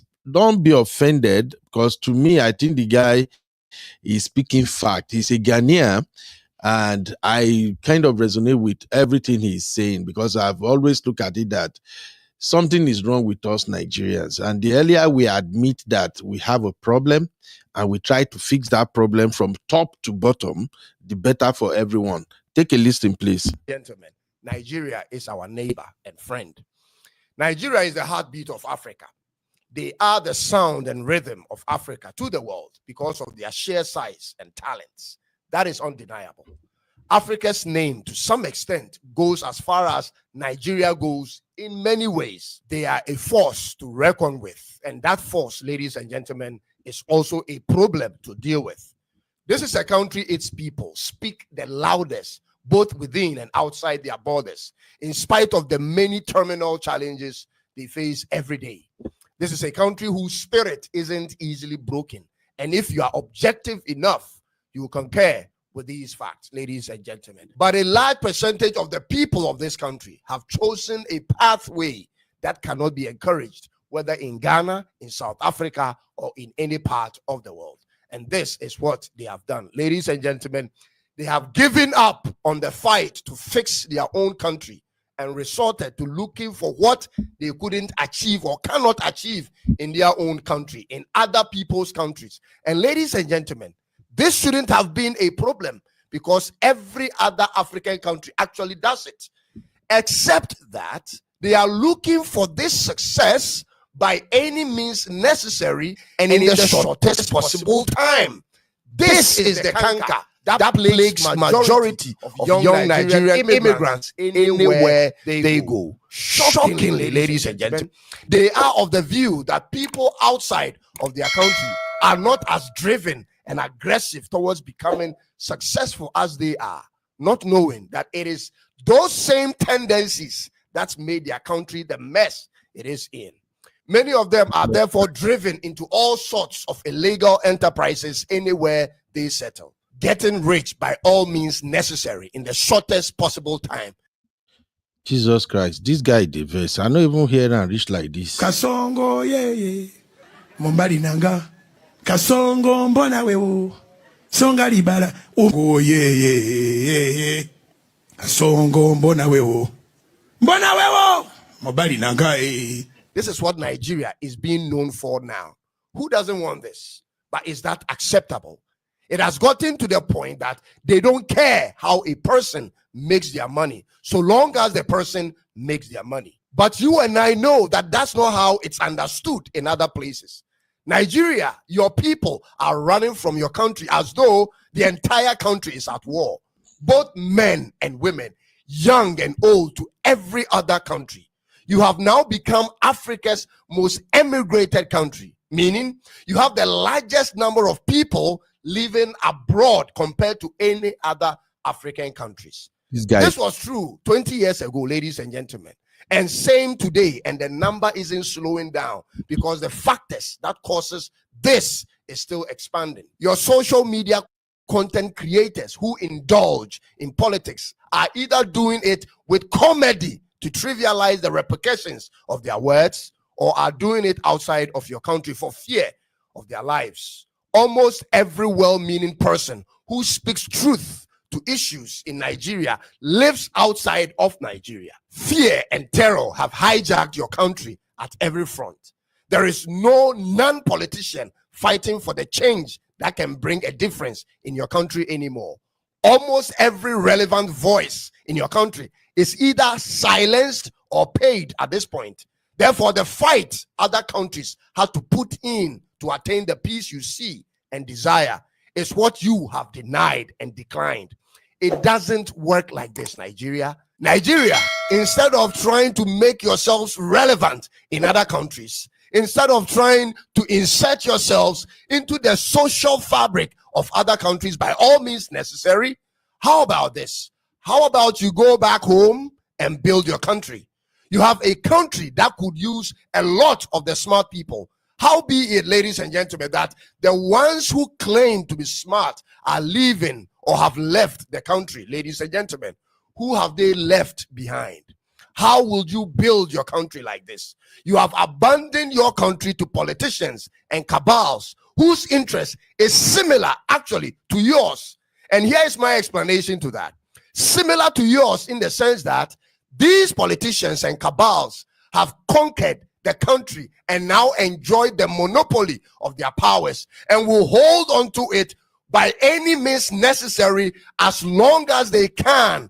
And that same spirit, ladies and gentlemen, is what most young Nigerians carry around to other countries. Are you any different, if I may ask?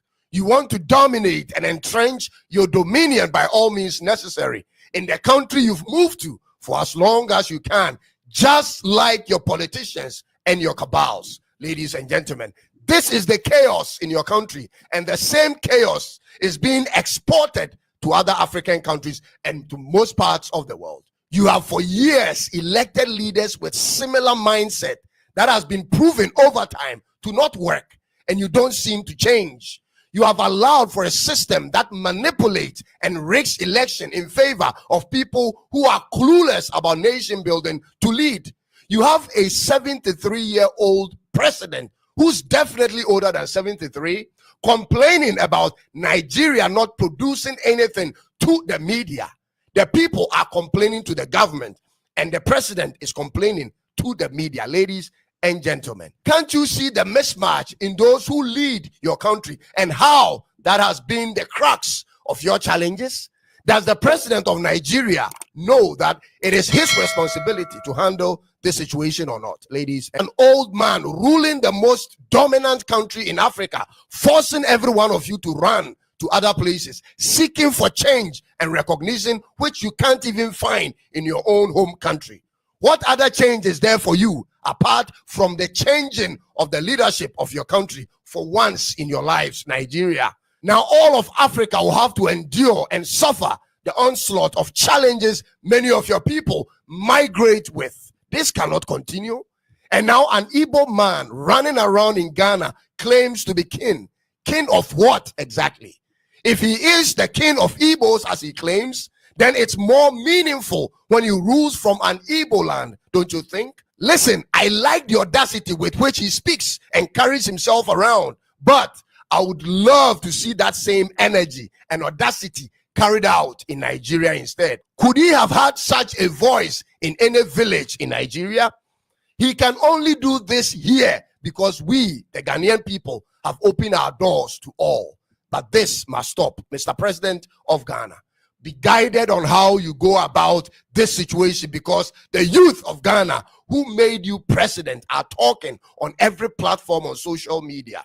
Our voices are united against anything or anyone that would want to undermine our constitution. Mr. President, stop giving unnecessary validation to this man and his likes. The more he runs around associating and snapping pictures with you, the more he goes out. Nigerians, come over here. You have Ladies and gentlemen. Kasongo ye Mombari nanga. Kasongo mbona wewo. songa libala oh yeah. Kasongo mbona wewo mobali nangai. Ladies and gentlemen, I believe we all heard from this gentleman. To be honest, it's so painful. His every words that came out of his mouth, it felt as if he was hitting me. He was throwing jabs straight at my face as a Nigerian. But unfortunately, I have to admit that he was 100% spot on. I can't lie. I everything he said, I don't even see what part do I even want to debunk. I don't see it. But then that is me, Uncle Beno. And you know how my coconut head they work. But I would like to hear from our panelists to see if anyone else have a different point of view from his point of view. Let me start with Uncle Dayo first because Uncle Dayo has not spoken so far. Please go ahead, Uncle Dayo. Thank you very much, Dr. Daniel. I really appreciate this. And I want to appreciate every other panelist that have spoken so far. I want to appreciate the man with the baritone velvet voice, Mr. Ben. You are welcome to the platform. This is like a family. You are always welcome here. And I want to say something. Everything that this gentleman in the video said was correct. And I stand to be corrected. There is nothing he has said that is not in line with what is happening in Nigeria as of today. But before I go further, I want to quickly confirm something from Mr. Ben. He said something earlier on that it was the activities of the people in Ghana when they affiliate with the IPOB. I mean, the Igbos in Ghana, when they're now showing affiliation with IPOB, that now triggers reaction initially for the resentment against them. And then from their action also, trying to do land grabbing and declaring themselves like kind of a kingdom in their country, which to me is out of place. No country should allow that. But why am I saying this is that if that is the case, then the problem has been identified. Even here in Nigeria, we are having the same issue with the Igbos. Not all the Igbos are IPOB. Some stand against it. It's like the radical version of the Igbos that are pro-IPOB that are doing all these things. And they're doing it not only in Nigeria, they're trying to do it all over the world. You see a fraction of them. They are in the US, they are in the UK, they are all over the place. But not all the Igbos are in support of this IPOB movement. That's number one. Number two, my only resentment against this man's comment, everything said about Nigeria is true, but it is the generalization. But there's an adage in my language that says, which simply means only one slave will make somebody to abuse the whole slaves. One slave wrongdoing causes abuse for every other slave. The action of some limited Nigerians in Ghana has made Ghanaians now to be insulting and abusing all Nigerians. It's quite understandable. It's quite understandable. However, the fact of the matter is that even when we're saying this thing, we have other people, other Nigerians in Ghana that are doing legitimate business, that are doing legitimate appointment and all, and they are supporting Ghana economically and financially. Why should we paint every Nigerian with the same brush with these criminal elements that have been identified? Yes, some of them may be criminals, some of them may be fraudsters, some of them may even not be living the right way they're supposed to live. But is that the same thing that every Nigerian is doing there? No. Thirdly, also we must also understand one thing, that every country, even Ghanaians are working. They are working in Nigeria. They are working here in Nigeria, and they are working all around the world. The virtue or the fact that some of them are criminals does not mean that every Ghanaian in Nigeria is a criminal. I have a friend in Nigeria, in Ghana as we speak. He has been living there now for the past 8 or 7 years or so. And he has been doing his legal business. He's a Yoruba guy, but he has been doing his business peacefully without stress. I did not take an appointment in April of a job in Ghana. If not, I've been in Ghana by now working. but I just let it slide simply because of some kind of technical issues that I could not afford. So what are we talking about? We are like families. We are like the same. But if you allow this thing, the action of a limited few, to cause a breakup that will affect both countries going forward, both countries will live to regret it. What I would rather advise is that let the two countries focus on these criminal elements, find a solution to them, eliminate them if possible, or eradicate them completely. I never supported any country going into another country, buy lands, and want to establish a kingdom there. It is wrong. That is overstepping. It's not right. And lastly, also, any man or woman anywhere in the world, if you are there, you know you are a visitor. You know where you're coming from. You know what brought you to that country. And everybody try to live a decent life, particularly when you are in the diaspora. You don't want to spoil the name and the image of your country. You don't want somebody to like insult your country because of your own actions or your own inactions. So you are careful the way you live your life. But there are some of these people, it's not only limited to Nigerians, they don't even care. Now, there is a mentality about people already. Nigerians are proud. We have ego, and we are very, very boastful. That alone is enough resentment. That alone has generated a lot of resentment against us from all over the world, not only from our African brothers. Now, to not top it, some of us are now going there to go and steal, to go and kill, to go and maim, to go and commit criminal activities. It will just like double that hatred towards us generally. Somebody said something earlier on that we're supposed to like be telling upon each other, oh, this person is not doing right, better go and report it to the so-called authority. If you see a fellow Nigerian doing something bad, of course, if you know this thing is going to backfire upon you, report it. If you have the fact and the proof. Then I also read in the comments, Abi said something. He said it's not easy to snitch. I cannot overrule that. It's not easy to snitch because if you are going to be snitching, be sure that you are snitching with facts, not just with rumor. It's not easy for a Ghanaian to go and tell another Ghanaian that, oh, my other Ghanaians has already overstayed. You go to these immigration people, or even now in the US, all these ICE people. How can a fellow Nigerian go and tell ICE that, oh, this particular Nigeria does not have papers?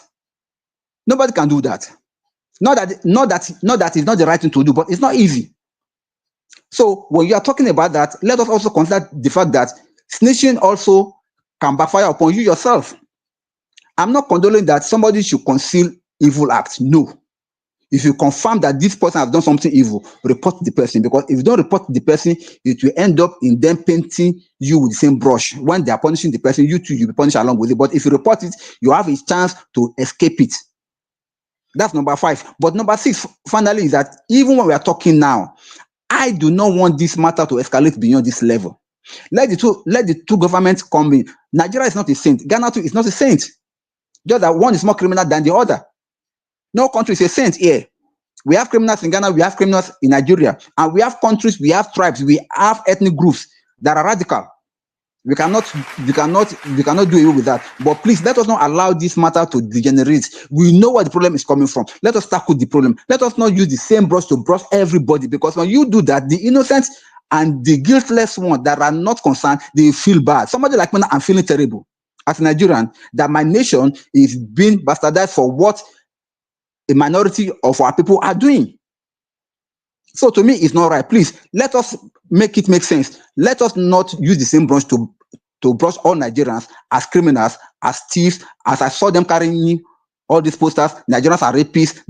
Nigerians are they are this, they are that. For what? Where is this one coming from?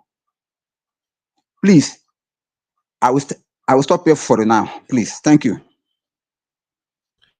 Thank you, Uncle Dio. That's a very interesting one. In fact, I have to clap for you again for stating it. Okay, let me quickly. Did you see that comment? Did you ban that person that said that Ghanaians are hypocrites? Hold on, honey babe. Did you do moderation? Because some person on the platform is getting kind of nasty, saying all Ghanaians are hypocrites. That's not what we do here. Yeah. So that person needs to be cautioned. Yeah, we're going to address that. Thank you, honey babe. Please, let's not do that. We are actually trying to find solution to our common problems. what Ghanaians are dealing with, we Nigerians, we are dealing with the same problem among ourselves. So please, let not look at it that way. I'm all for solution. And here on the Real Farm, we have always focused more on lessons and way forward. Okay, I know this is a controversial issue, but please let us address it in a way that we can educate others about these problems. All right, thank you very much. Thank you, Honey Babe, for bringing that to our attention.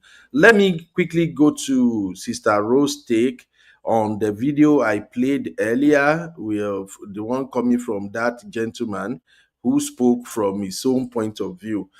Sister Rose, do you want to address that video? Yes, I agree with everything that he said. No doubt about it.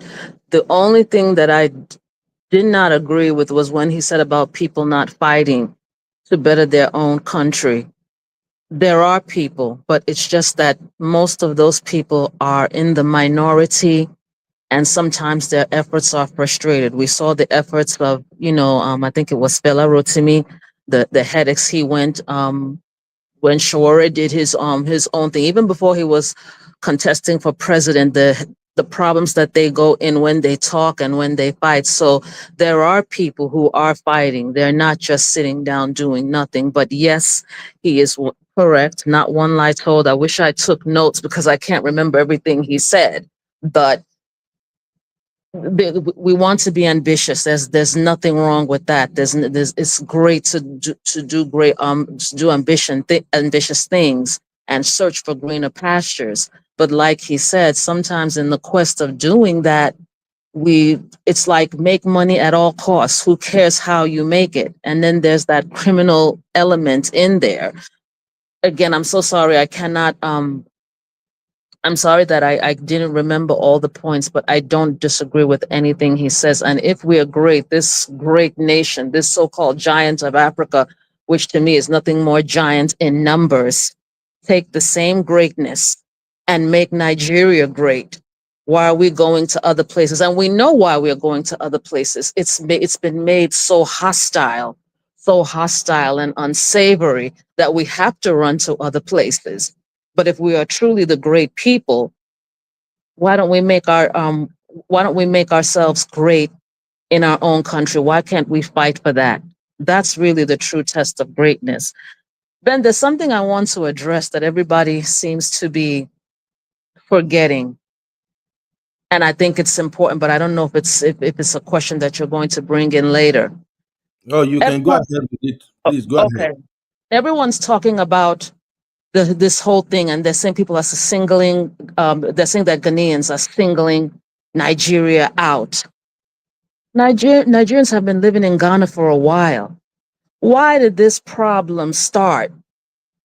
Something had to cause and erupted, and I'm saying with the issue of the king, okay, that even before that, there were problems. I was talking to a friend of mine when I was thinking of different places to relocate. I asked him, how is Ghana? Is it safe? He said it was safe, and he's a nice person, love Nigerians, he doesn't put them down. But he said, and this was 8 years ago, that they're seeing a lot of the problems and Nigerians are bringing it. So now we're saying we're stereotyping Nigerians. But why are we lying to ourselves? There is a big insecurity problem in Nigeria. We got the insecurity problem, the trafficking thing, the ritualist thing, fraud, all kinds of frauds that make the place so unlivable. So they're seeing this, they're hearing this. So when they hear that and they're seeing elements of this in their own society, they're like, we don't want a society.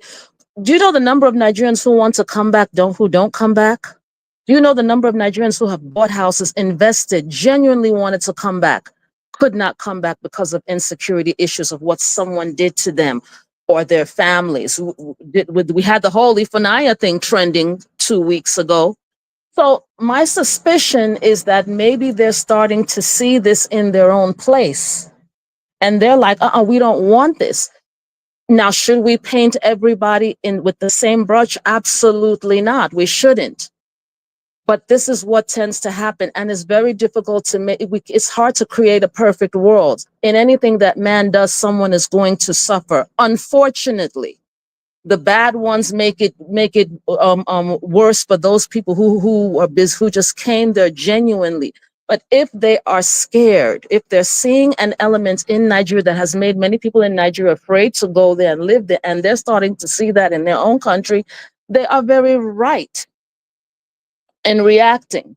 And the last thing I want to say is about the issue with the king. I understand what everyone is saying about, Igbos, giving themselves the title and they don't mean any harm. But this is stuff that you have to sit down and clarify with the people, because they see those things as threats. It's legitimate threats. But all you have to do is sit down and talk with the people. I think someone came on the panel about 2 weeks ago and said that he was called several times and he ignored them. That typical Nigerian big manism. And then someone also said, it's alleged, I don't know how true it was, that he was participating in snatching of ballot boxes. I don't know how true this is. I don't live in Ghana. This is what someone says. If that's true, you can see why they would feel the way they feel. That's all I have to say. Thank you. Thank you, Sister Rose. Let's hear you, Abby. What's your take, my sister? First things first, I'm going to address the last thing that Sister Rose said. With the Igbo king, like I said, we have what we have in the UK. Sister Cherished Olivia said what she said as well. I think the difference here is that king was vocal about creating a kingdom or a community and nobody else was allowed in. That is where you draw the line. Nobody is saying don't have your own community. Nobody is saying don't have your own parties, your own meetings.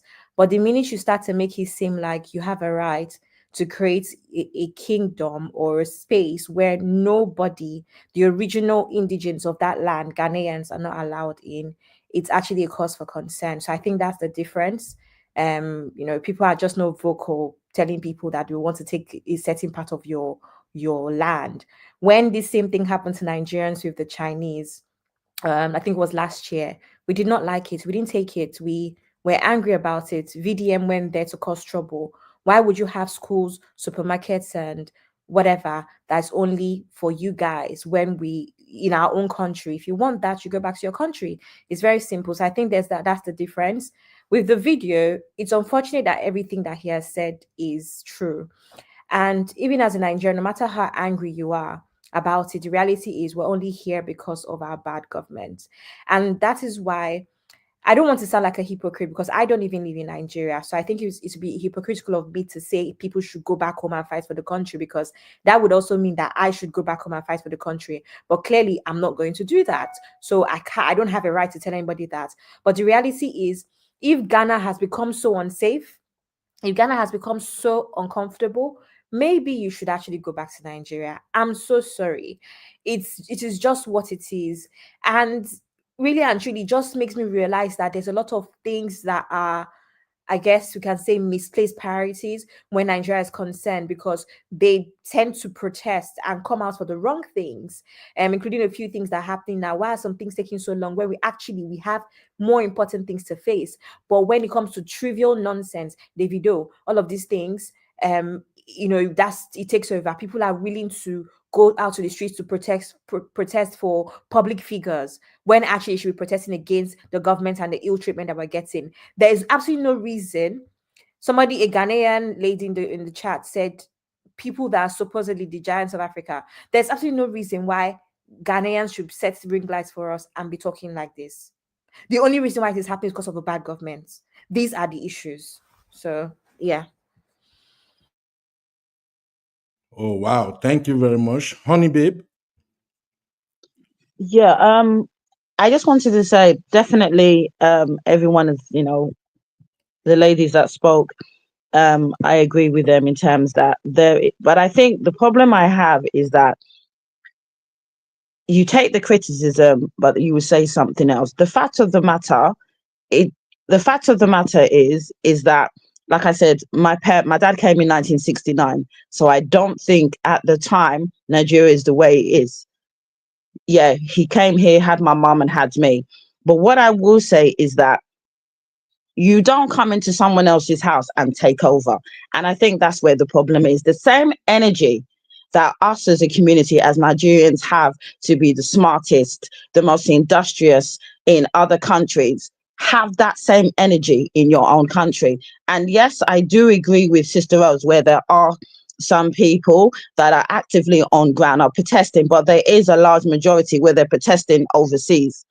I mean, I don't see President Trump here. If he, God forbid, gets to a stage where, he deletes, I don't see him coming to a Nigerian hospital or coming to the UK. It's only in Nigeria that an ex-president will now be in a UK hospital. And that's the problem, because you're not emotionally, financially invested in Nigeria, the common politician. That's the reason Nigeria is the way it is. And I think personally, comments like what that person said, saying that Ghanaians are hypocrites. The problem is, we need to look us ourselves in the face. Most of the time, people say, "Oh, Honey Baby's angry is this," or I say certain things. I'm very much about taking constructive criticism and learning from that. I personally think, as a community, Nigerians are not ready to hear that. They will say I agree, but what do we do afterwards? Like, this is not this type of attitude that Nigerians are getting is not in a vacuum. UK have their own immigration issues that they're now closing, which is going to affect Nigerians. You have UAE. This is not in isolation. I think you have to look at yourself in the face and ask yourself, why is it that certain countries have this attitude towards us as Nigerians? We really need to think about that. It's not just a Ghanaian thing. So I think that's where my problem is. You really need to look at yourself in the face and understand there's many countries that have issues with Nigerians, and it's because of our temperament. The attitudes we have is that I would do anything it takes to become rich. Simple thing of coming to Nigeria from the UK. I'm talking about the UK because I'm based here. Like I said, I have family members that encourage people to come illegally. And that's in my family. Now, there's 200 million. Correct me, there's more. If you have just my family thinking this way, what is it when you now look at 200 million people? There is a high percentage of people that have this mentality where they want to do things by hook or by crook and don't want to do the hard slog of doing things correctly. And you're bringing that attitude to other countries, and they're saying, you know what? No, you can do it in your country, but you are not allowed to do it here. And when countries now, Ghana, are saying that this is not acceptable, you get all your panties in a twist. Why? Because you need to understand the way you do things in your country is not necessarily going to be acceptable in other countries. So I think that's what we really need to think about and look at. Really look ourselves in the face and realize that Nigeria as a people, we really need to change the way that we behave. Honey Babe, everybody, you guys are dropping fire today. If I make I clap for you, Honey Babe. All right. Somebody called me. Yes, sir, it is me. All right, Uncle Dario. I want to say something, sir. I appreciate what Onibib said and what Sister Rose said and what Abby said also. But there is one thing that I know. To fix Nigeria problem is not about just talking. We need both internal help and international help. Internal help is what my people have been talking about, that we ourselves have to go back and talk and try everything possible to change the narrative. But I must say, we are trying. However, according to what we have already analyzed on this channel before, we are not ready yet. Because when we are ready, we take the battle to the appropriate quarters. We go there and protest and demand for our rights, which Nigerians are not ready to do. We are talking about protest. We are talking about protest alone will not help. Protest strategically. Let your protest be strategic. Start by holding your leaders accountable. I'm talking about Nigeria now. Start by holding them accountable, from your councillor to your local government chairman to your state governor, before you go to the people in the Senate and in the House of Representatives, and before you now go to the presidency. Hold them accountable. Money that they have been voting, money that they have been allocated, money that they have been receiving. What are you using this money for? Now, we also need international help in this, because if international can start first, then we have a path to follow. What am I saying? Is that let international countries give a medical ban on any politician in Nigeria from receiving treatment anywhere in the world. Let them not be accepted. It will force them to look inward and do a better hospital in their own country. If only we can do that for us in Nigeria, every political office holder, you cannot have medical treatment anywhere in the world. There is a political ban on you, medical ban on you like that. It will force our politicians to do something better and make our own hospitals better in this country. But if they can still run to UK, run to France, run to anywhere in the world for medical treatment, our own hospital will remain the way it is. So we need both local help and international help. If they can do that one for us, place a medical ban on every Nigerian politician never to be able to receive any medical help from anywhere in the world apart from Nigeria. You will see that things will start taking shape. Okay. If not, Can I respond to something Dio said? Yes, but I still have Mr. Ben and Sherry Oh, okay. Sotinga. Let the next person go. I can always talk later. Let the next person go. All right, thank you, Sister Rose. Mr. Ben, are you still with us, sir? Yes, I am. Oh, thank you, Mr. Ben. Oh, that voice again. Mr. Ben, you are making me jealous with this, your voice. That boy. Yay.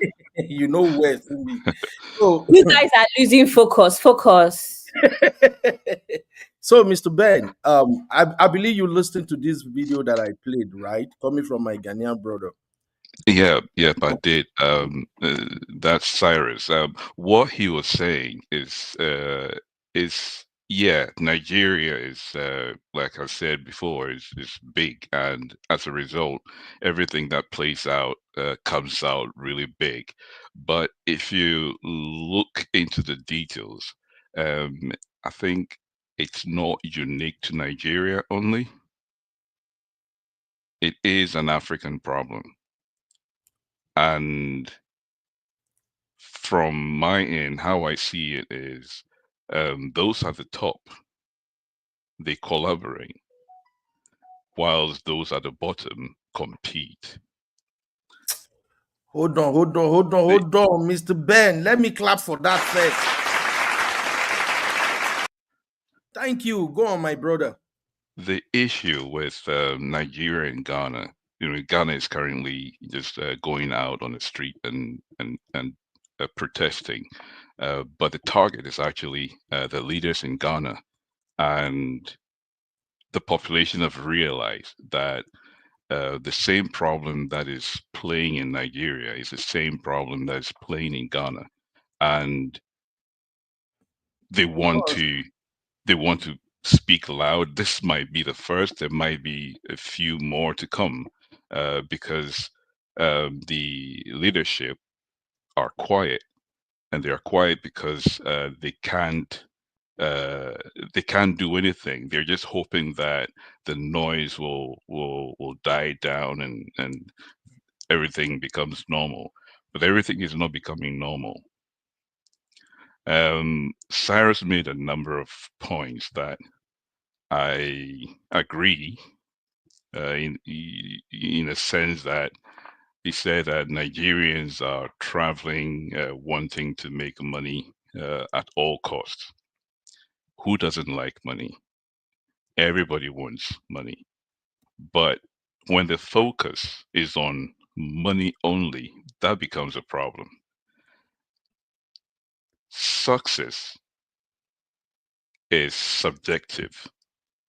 So if you have a group of people who believe that success is only when you've gotten so much money, and you go somewhere else, and the definition of success is maybe having name, you contributing so much to society, whether through advisory or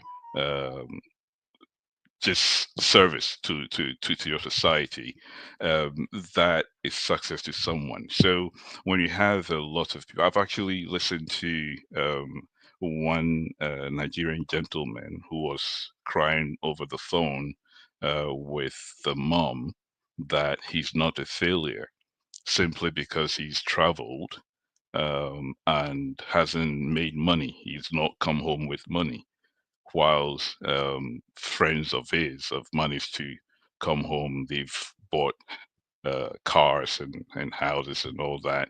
And the fact that he hasn't managed to get that, he feels he's a failure and he can't go back home. I think as an African society, we need to start educating our children and the young ones about what success means. If you define success as just getting money, you basically put people on a course for disaster. You create anarchy because everybody wants it. So who is going to, leave you to have his? If everybody's grabbing, basically you end up destroying yourselves. So I think we need to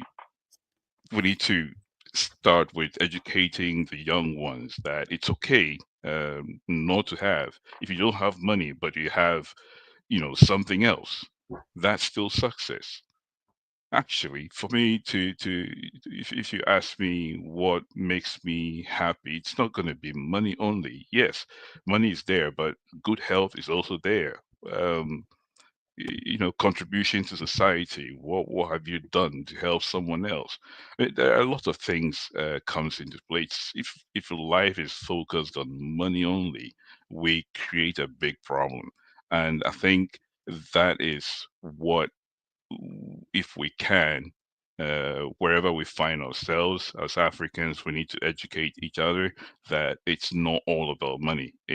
It's about so many other things that makes the harmonic um, uh, beat of the world good.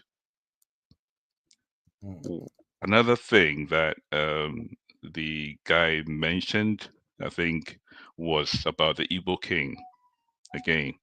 The Igbo king thing, honestly, it's not. I always say that it's not just about him calling himself easy.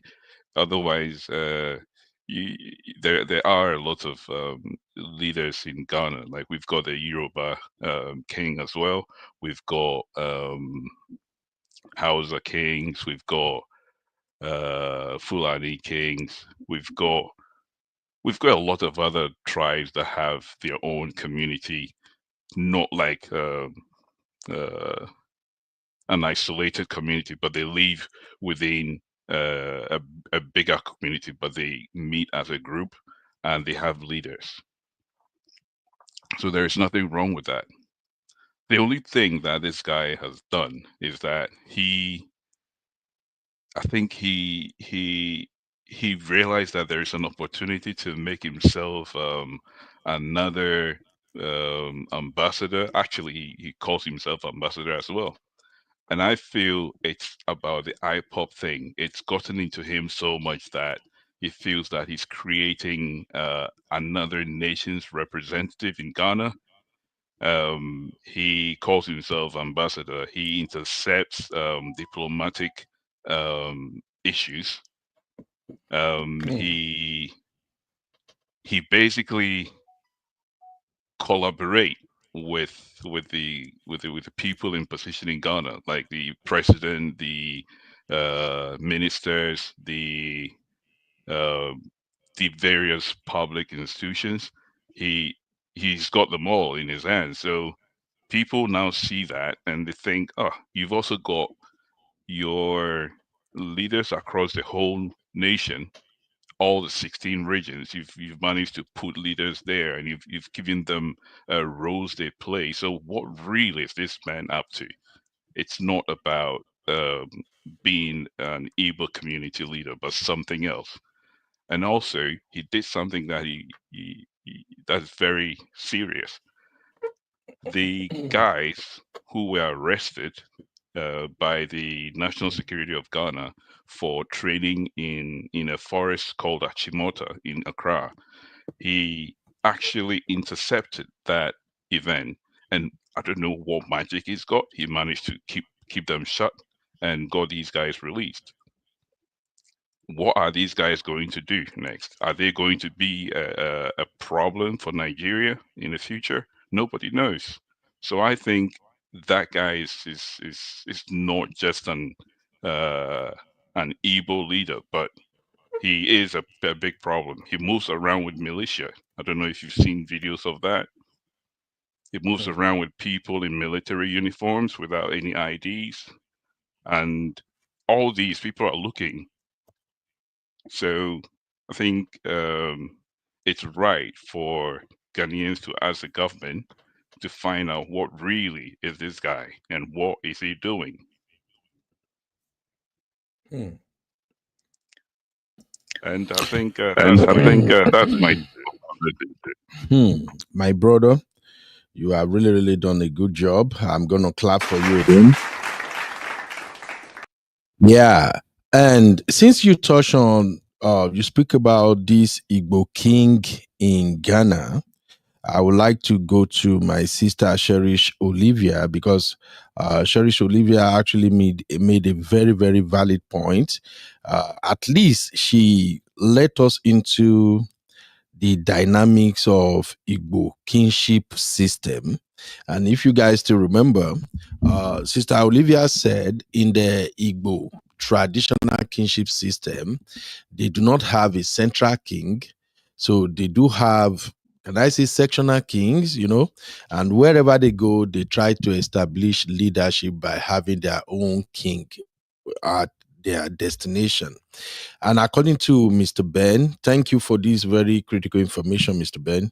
Mr. Ben said in Ghana, they have Yoruba king, they have Hausa king.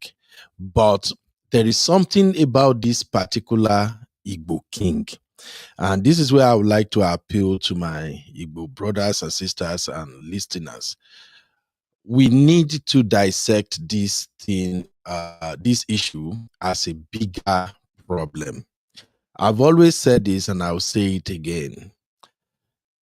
If you go to everywhere and people are having problem with how you move, definitely something is wrong about how you move. I know I said this on our last show, and some people take it the other way around. When I said that Igbo people having problem wherever you go, it's not just unique to Nigeria now. It has become global. And I also made a correction that the people who are from the Igbo extraction that are creating problem or having problem in any region they go to, they are not the majority of the Igbos. They are just some private individuals that are overdoing.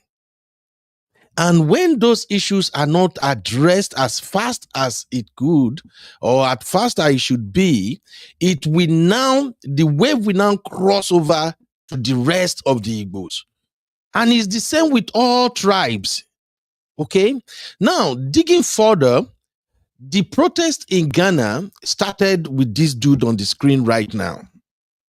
And to many Igbos, it feels like, why are you all, everybody? They are hating on Igbo. They are hating on Igbo. In fact, I had the same conversation with my sisters at work who are from Igbo.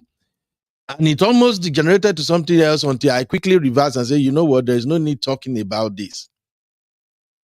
There is a problem that has to be fixed by the Igbo leaders.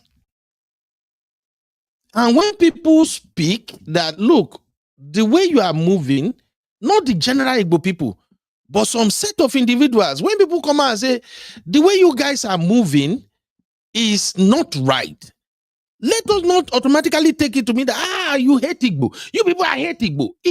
For me, I don't care. Whatever you feel about it, we're going to call it out. If you don't agree with you, that is your own cup of tea.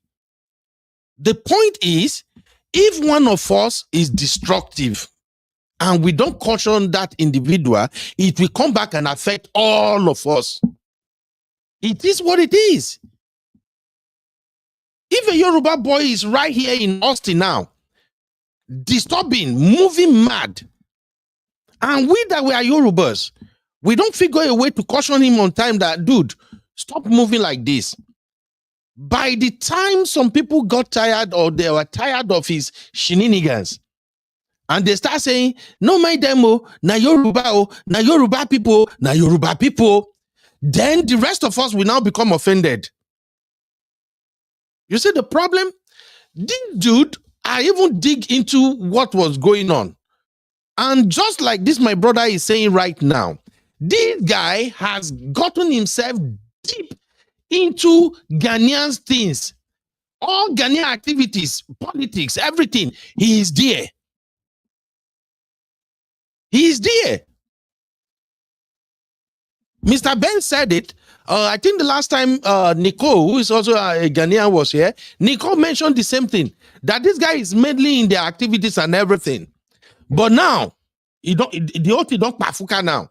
Now all Nigerians for Ghana, now then they feel the heat now. So I want to come back to my sister Cherish Olivia. Help me make it make sense, my sister. Is it okay for one or two or three individuals from a particular tribe to be doing things that at the end of the day will affect the generality of everybody from that region? Is it okay, man? Wow. You are laughing, my sister. Okay, so I don't know if there's an echo. There's an echo somewhere. Okay, I will mute my mic, or maybe someone else is on. Okay, go on now. Okay. So I just heard from Mr. Ben. Thank you very much for throwing more light on this particular issue. I didn't even know this much about what was going on. So from what he explained to us right now, it seems more than the mere just having a community leader. Remember, like I said, the essence of the Igbo na somewhere like Igbo na Northwest. I'm just giving an instance where I live, is to have that communal, sense of community. Somebody that the other Igbo people can look up to. Maybe say someone passed on, he will kind of organize for them to take him back to the Igbo land. Such things. That's the essence of the Igbo, is to mind the affairs of the Igbo people in that particular place, not to interfere with the politics of the country. You're not a Igbo. We don't have a South African Igbo or Ghanaian Igbo. That's what it's looking like, which that's not the essence of it. So that guy is definitely doing too much, and I feel he needs to be stopped. That's the truth. This is not what the Igbo should be doing. The Igbo is just for the Igbo people, and he shouldn't interfere. He should just live like a normal migrant, even if he's now a citizen or whatever, but don't interfere with the politics of the people. Okay, thank you for that round of applause. Okay, so I agree with the Ghanaians if they need to stop this guy, because he will definitely do more than who knows what he will do. He may want to take over one kingdom in Ghana, who knows, because definitely he's acquiring power, he's acquiring influence, he's acquiring a lot. And I mean, I agree, if that's the extent that he has gone, I agree that he needs to be stopped. So I don't know, does it answer your question, Uncle Ben? Before I Absolutely. Hello? Absolutely. Thank you. Okay. Absolutely. You answered my question. And that's why I wanted to move on to another aspect of this conversation before we treat something else again. And the reason I wanted to address this real quick is because of this, my brother, Shoaib. I don't know whether you are a woman or a man. Shoaib Asana. I think Asana used to be female name in Ghana, but I don't know. So I wanted to quickly address you, Shoaibu, as I bring about the next talking point. I've been seeing all your comments, but I did not highlight them because it might take this conversation to south, and I don't want us to go south. I want us to go north. Okay. Apparently, from your comments in the chat, I can see that you are really mad and you are really angry about the Nigerians in Ghana and their activity, which is okay. If I'm a Ghanaian, I will feel the same. All right. But here's the thing.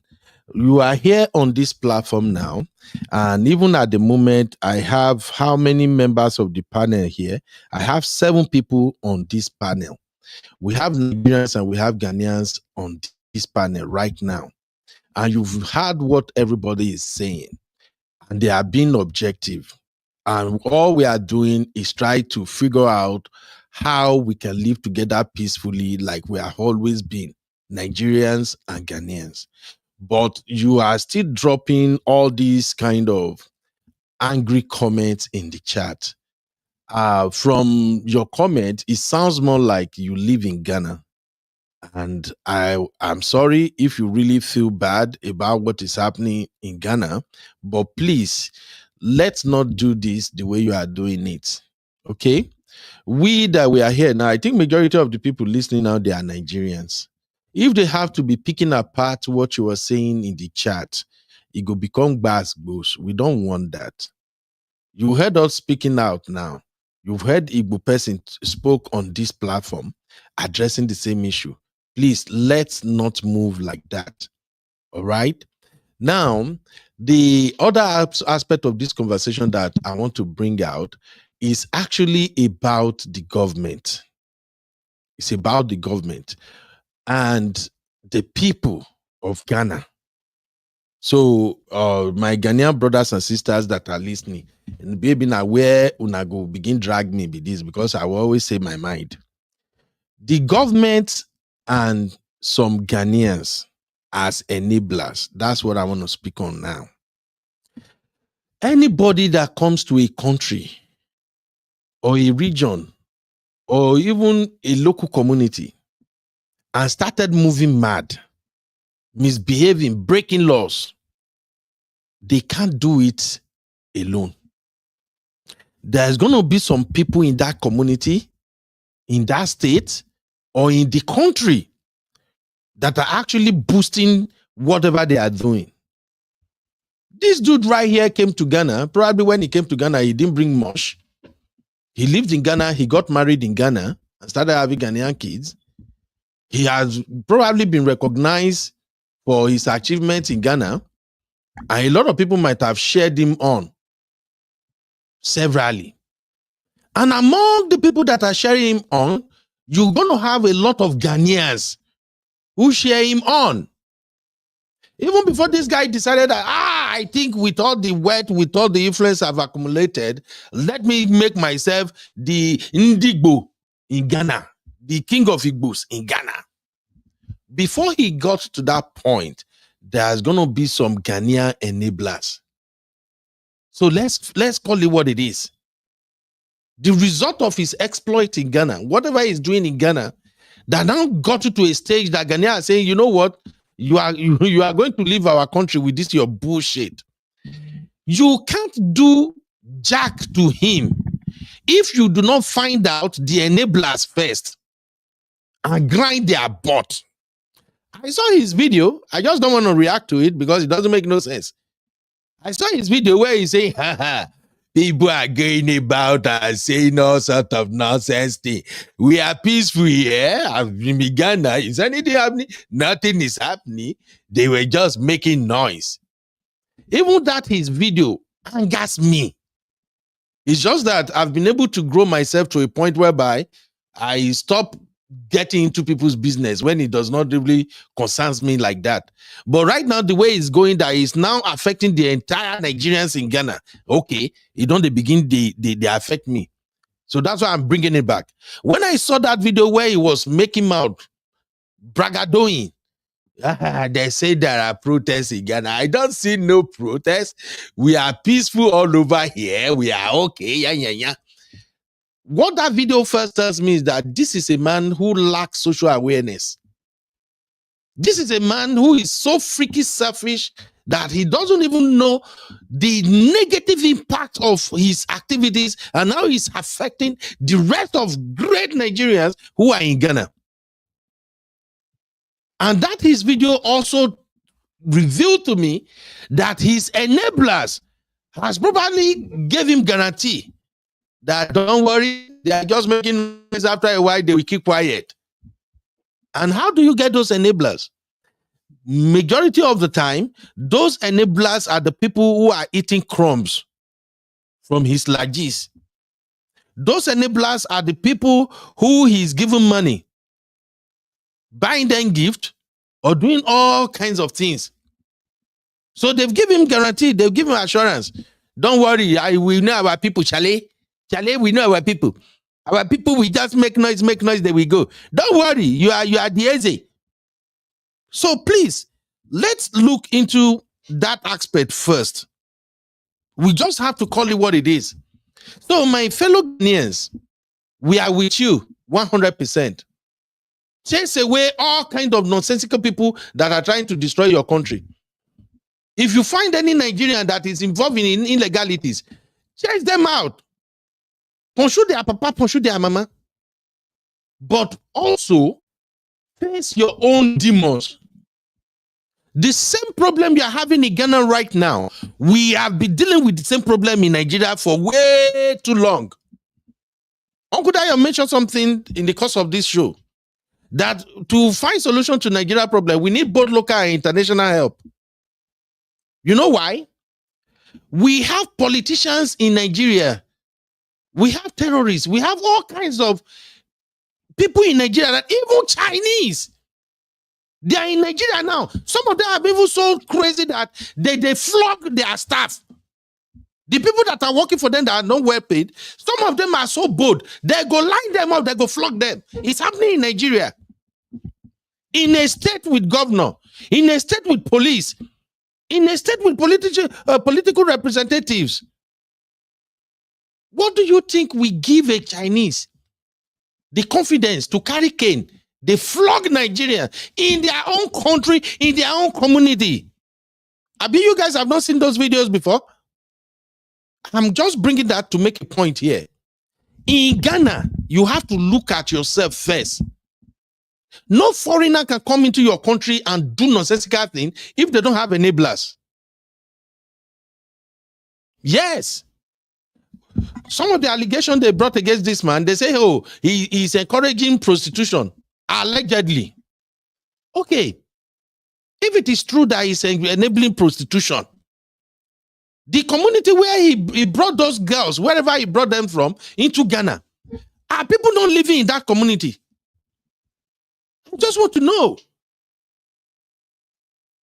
That community, because even when I dig further, I realized that in that same community where he claimed to become Igbo, or whatever the title, I'm sorry, I don't know for Igbo, but in that community where he's claiming to be the Igbo king in Ghana, I gather that they have their own traditional king in that community. So when he was bringing those people, you people claim he's Ashawo, he's bringing Ashawo to Ghana, everything. What is your local chief doing about it? I get it. Maybe Simi, you can share the link, please. Maybe he overpowered the local community. There's nothing that they can do about it. But I'm just telling you this as my Ghanaian brothers and sisters. You have to tackle the enablers. Whatever power, whatever influence this guy think he got in Ghana, somebody gave him that power. Even your government, because that's where we're going to be rounding up this show. Your government, your president. I learned that your president is taking picture with the man. Or you think saying every day somebody just wake up, go snap picture with president, you know, go get level. So please, my Ghanaian brothers and sisters, sometimes you have to turn the mirror to yourself and look at yourself in the mirror. What is the root cause of this our problem? The foreigners cannot have so much influence in your country without enablers. What perhaps happened is this, and I'm going to say this as a Nigerian, Mona, forgive me. There is something about us Nigerians. Nobody say I won't brag. You see, Nigerians are very, very creative. If a Nigerian finds you as an enabler, if you are enabling bad characters in us, why you think that you are the only source we have that is giving us power? What you don't know is that we will go behind your back and create and make alliance with people who are even bigger and more influential than you. But you won't know. The day you're going to find that out is the day you have problem with us. And you say, you know what? I've been the one who is making him this. I'm the one who make him big. I'm just going to take away my support from him. He will crash. Once you remove your ladder, and that time you go say with Tanda Kankpe, that is the Nigerian factor there. That's when you realize that, oh, even when I thought I'm the one who is giving this guy the support, he actually has people who are bigger and stronger than me that are supporting him. That's what's happening with this guy now. The local community, because when all this rubbish started, it was people from the local community that are first of all kicking against him, that you cannot be a king in our community. You have to go, you have to go, you have to go, you have to go. They were shouting and yelling. But everything, all the moves they are making, it can't even affect him. You know why? This guy is already dialing and eating with your politicians. And another thing you don't know about crooked Nigerians. I'm not saying the man is crooked, though. He's just hustling, though. He just want to make ends meet, too. But I need to tell you some of our secrets. You see, Nigerians are good at gathering data, especially those corrupt politicians and influential people. Once they start moving with you, they are gathering data on you. In fact, they go get file, they go get USB drive where they put all those data. The day where you go say, oh, I'm tired of this person, I'm going to kick against him, we go first send you small file. Say, see you, bros, before you go up and say this and that, just know I have this against you. Those Ashewo where you claim, say this guy, bring to Ghana. Who do you think are sleeping with those Ashewo? No. Let's just face it. Your politicians in Ghana, your elite, the people who actually have the power to send this dude back to Nigeria, now them they sleep with majority of those Ashewo, in case you don't know. So don't get this message wrong, my Ghanaian brothers and sisters. All I'm saying is, just as you Ghanaians are dealing with this problem now, even we Nigerians, we are dealing with even times 10 of this problem. And it's all made possible because of the enablers. What is your government doing about it? I've combed the internet tire. Oh, I want to see what has Ghanaian president said about this protest. How about the Minister of Interior? Oh, the only person that I don't even see anything. The only thing I got to see is that the Ministry of Chieftaincy or something in Ghana, Ghanaians are asking those the ministry to do something about this guy. But your president is quiet. Your ministers are quiet. Your police, they are quiet. Do you think it's easy to run a prostitution racket in a country? You can't run that racket without the support of the law enforcement agencies. I'm sorry to say, I may be wrong, but I'm just going by what I know about people who deal in drug and human trafficking. They can't do it in any country without somebody in a position of power to caution them being in their pocket. I rest my rant. When I know verse, my panelist, I just feel like I just have to say it. Oh, I see you, Zongo native. You're welcome to the show. Let me quickly allow you to speak before I ask my panelists their final take, and then maybe we can round it up. We've already done 2 hours, 30 minutes. So, Zongo, can you unmute yourself? Can you hear me, my brother? Yeah, I can hear you. Oh, God bless you. Thanks for joining our real fam and coming to be part of the panel. You're welcome, my brother. I don't hear feedback. Maybe it's just coming from your mic. But I'm going to mute myself so we can hear you. Please give us your take. Thank you. Hello? Yeah, I'm not. Yeah. Go ahead. Yeah. I don't know. For some reason, I'm just getting the feedback. Yeah, I mean, I think we as Africans, we don't really understand ourselves, right? I mean, especially like, Nigeria being a neighboring country. I'm sure like a lot of Ghanaians do not really understand like the whole like Nigerian like ethnic makeup, and similarly I'm sure some Nigerians do not know like the whole ethnic makeup of Ghana, because like, because I come from the Zulu community. The Zulu community is a community that is kind of like span across all Ghana. It's mainly a migrant community. I mean, you see a lot of groups from from the Hausa people, Fulani people from northern Nigeria, people Yoruba within the Zulu communities, and these people have been in those communities far longer years before even these nation states were created, right? And people from Zababrama, from Niger, and other like Beni, people from Togo, like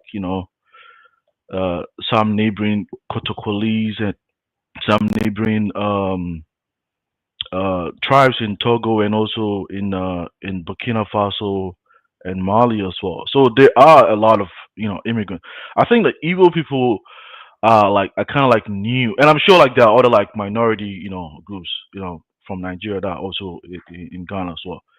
But I mean, Igbo people are very like a new migrant group in Ghana, so I think a lot of Ghanaians do not really know them, and their understanding of them is through probably what they watch in the movies, primarily like Nollywood, like in the past, right? So, and also this whole issue about the Igbo thing, I think the reason why the government haven't really reacted is because it's not really a big issue, because this man does not really have that power in the country.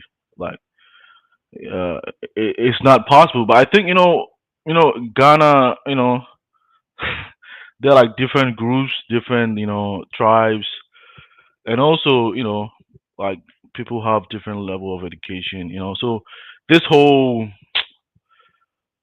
uh anxiety or this protest against Igbo, or some also tend to generalize as Nigerians, is mainly coming from the grassroots level, like mainly on the internet, right? Um, Um, I don't I don't think think I'm still I'm getting still it. getting it. Yeah, I haven't really seen on the ground like people are really protesting because I call my parents back home because even where I grew up, we've lived with Nigerians, including Igbos. My mom has literally rented apartments with Igbo people and other like people from minority groups as well, right? So if something is really happening in Accra, doesn't mean it's happening in the eastern region of Ghana, because Ghana is divided into regional um, provinces, right? So I think this whole issue, I don't know, is it internet or is it something on the ground? And also the person who came on the TV to really speak about it is a member is a leader of a political party. Like, it's not really a big political party. It's like a struggling political party, right? So for me, I mean, if you really understand politics, he's just using that as a political ploy to to garner support from the section of Ghanaians who are against it.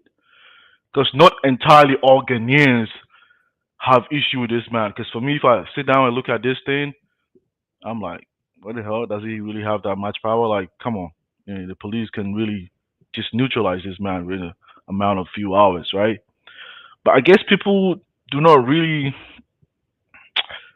you know, they don't really probably understand the security apparatus of the country, or like maybe the military structure, and people just you know take things into their own hands. And like you said, like, he cannot do a lot of things except that he has enablers, right?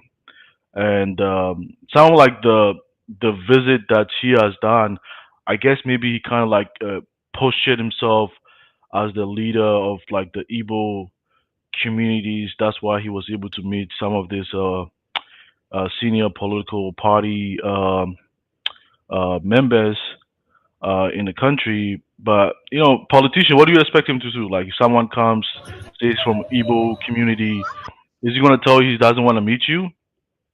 No, of course he's going to meet you. I mean, because he's just a politician, and politicians are going to meet with everybody. But it doesn't mean he's a fool. Is going to grant you access into the country. So we don't really know like the extent of influence he has. Like, like, we don't. But so it's a really, because for me, I'm living in America. I'm watching it. I still see something as the internet, because internet is just internet, and reality is different. Because even here in America, we do hear about Africans and African Americans, but when you go in real life, you don't like what the hell, like nothing's really happening, right? So something can bubble on the internet, and in reality, is different. Like you showing the videos like what the protest that's happening in Accra. It's like it's a circle, right? So it's just circle. It's just like some part of Accra. Is it like in Eastern region? Is it in you know? So I think that's the little sense I'm just gonna say. It's not like the entirety. It's not like Ghana is not a monolithic country like that. Everybody just run with the bandwagon. That's why the politicians haven't really responded, because this is not an important issue that deserves an attention. It's not really. Yeah. If I was a politician myself, I'm not gonna pay as a whole president of the country. No, I'm not gonna do this because this is not really an issue. In any case, I want to do something lower level in the administration is gonna handle this whole situation. So Thank this you. protest, and also like I think in your commentary earlier, you were saying, because like we Africans as well too. People can't really tell the difference. Like especially like for me personally, like me, I can really tell because I'm kind of a little world traveled, so I can really tell the disparity between people, even among Nigerians and people from neighboring countries, right? But not all Ghanaians know that. So if someone does a crime and they kind of like publicize it in the news that this Nigerian has that this, people were going to generalize you. You get what I'm saying? So I guess it's also part of that too as well. People just picking the headlines and just running with it, and there's making claims and stuff like that. But I don't really think the whole populace of the country are really running with this bandwagon that okay, Nigeria gotta move. So that's just a little sense that I just gotta give.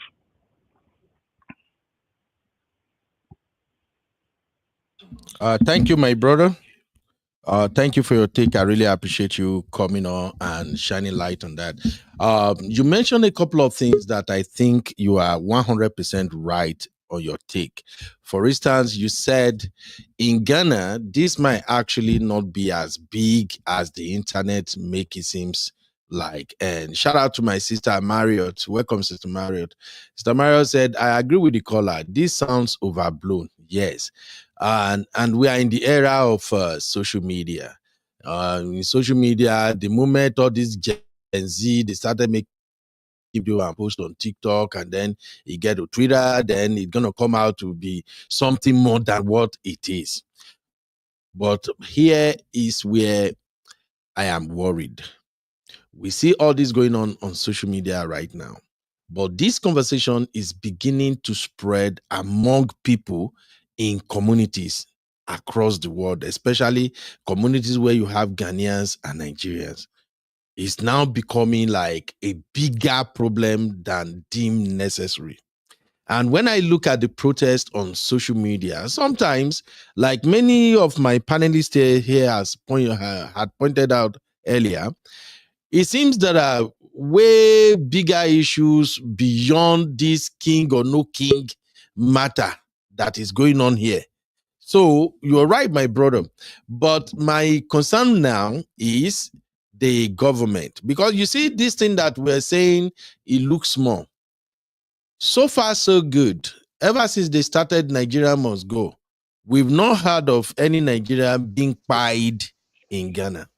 Yeah, because I want to chime in a little bit. But if you even look at the history of let's say because it started in Ghana, like the aliens something act during Bush's regime. I mean, for some reason, a lot of people just kind of neglect the timeline. Like there was over 10-year period before, later, Nigeria also did. Because it was really orchestrated by senior politicians, like in the past, right? Like in Nigeria, for instance, what really happened, where they told a lot of West African foreign nationals to move out of the country.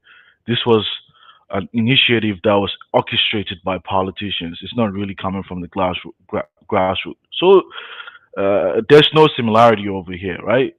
So in this case, this is something that is being spearheaded by some groups within the country. It's not really spearheaded by both factions of the big political parties in the country. Nobody's even talking about it among the big political parties in the country, which is the NDC and the MPP. The man that came to speak on the on the TV channel was, I mean, everyone, because they have a lot of political parties, but it doesn't mean they have really influence. He's just a struggling political party. In fact, he himself even stayed in the country, stayed in Nigeria during the Rawlings regime when his dad was exiled, right? So it's just a political, ploy that he's using.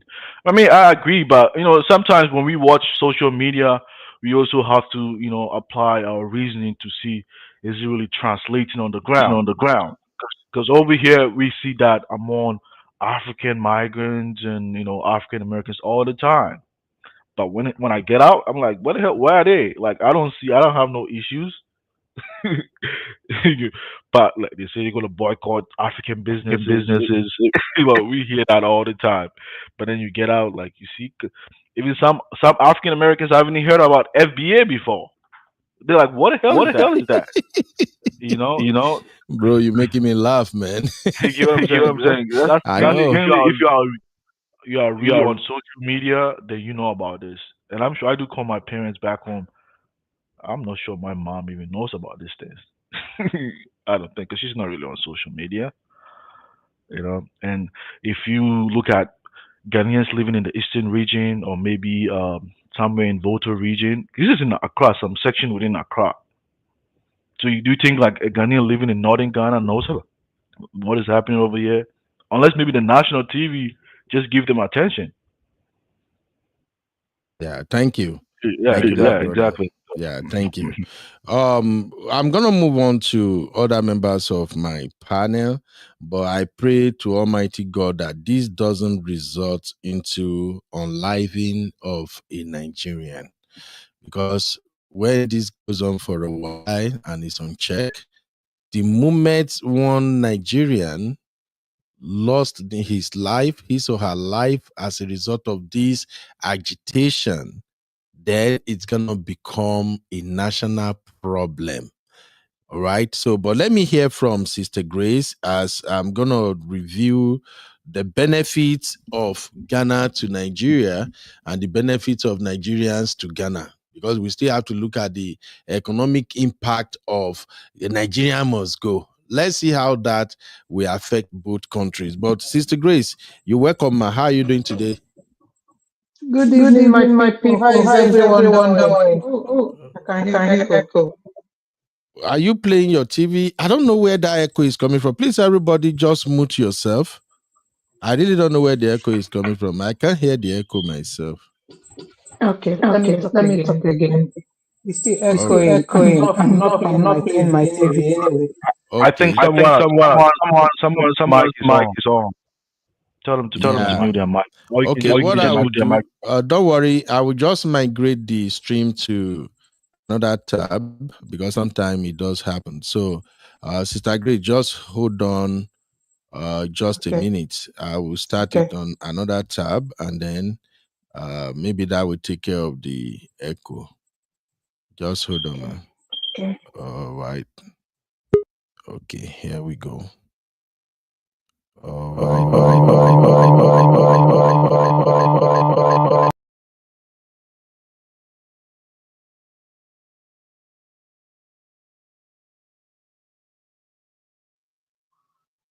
Hello? Okay, Sister Grace, can you hear me? I can hear you now. Yeah. The echo is gone, right? Yeah, I think it's better. Yeah. All right, man. Please go ahead. Give us your take, man.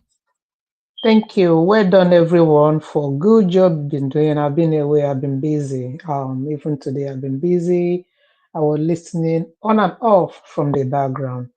I just say, let me come in because of the last person that spoke. This issue going on in Ghana, I have raised it severally with my colleagues at work, people who are Ghanaian. But all they said is nothing actually happening, that this is like a political thing and they're just overblowing it on the internet.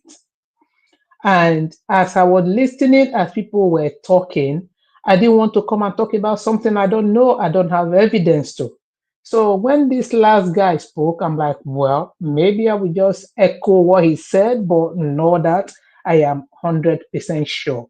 I remember when we first started talking about it, I did say, the audacity of this guy who calls himself the Igbo king or Igbo word. How can you go to another man's land and do what you did and proclaim yourself this and that and that?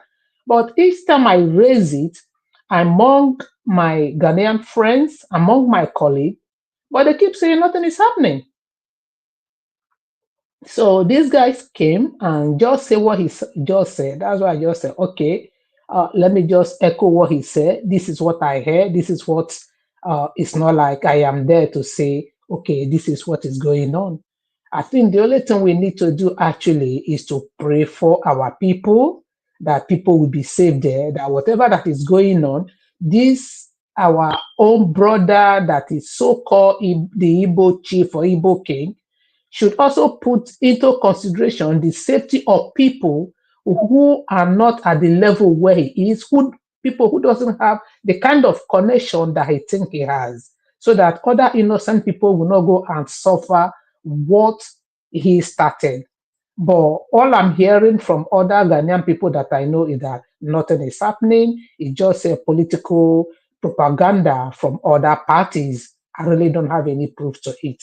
That is what I just say. Let me come in and like kind of echo what the last speaker No, just said. no, not to cut you off. Like I wouldn't say like propaganda. Like there are sections within Ghanaians that are agitated, right? Sections, Yeah, right? yeah, yeah. And the head of the political party is taking advantage of them to help, like to have a back end from the populace. Does that make sense to you?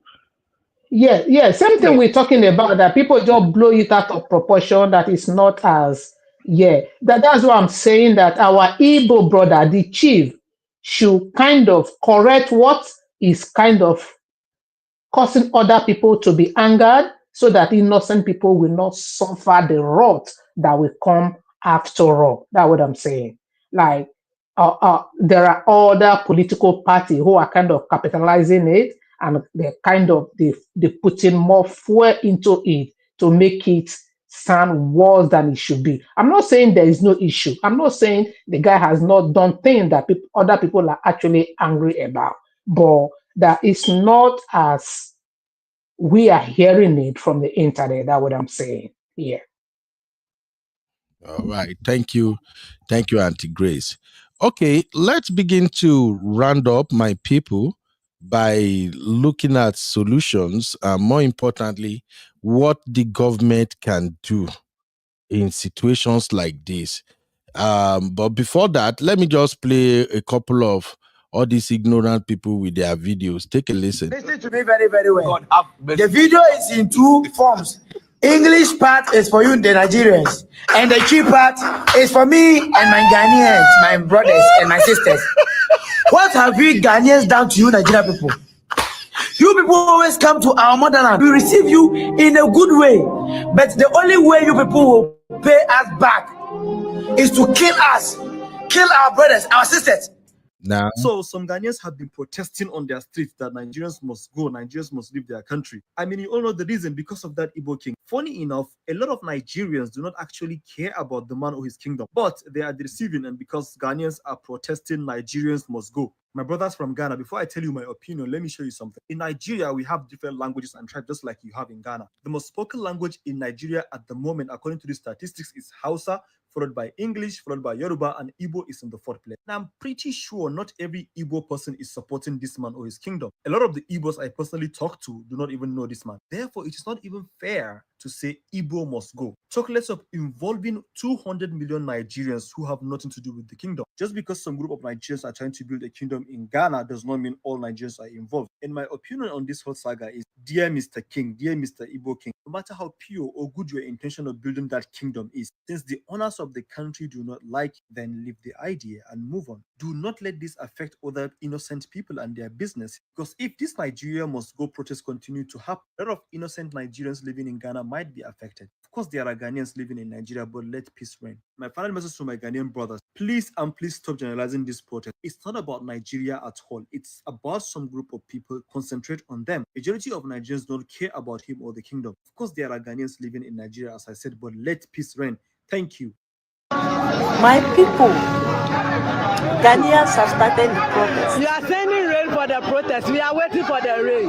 Ghanaians have started their Nigerian Must Go protest. They said Nigerians must leave Ghana.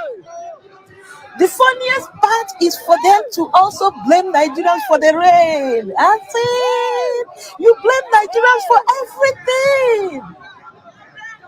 How is it possible? Make it make sense.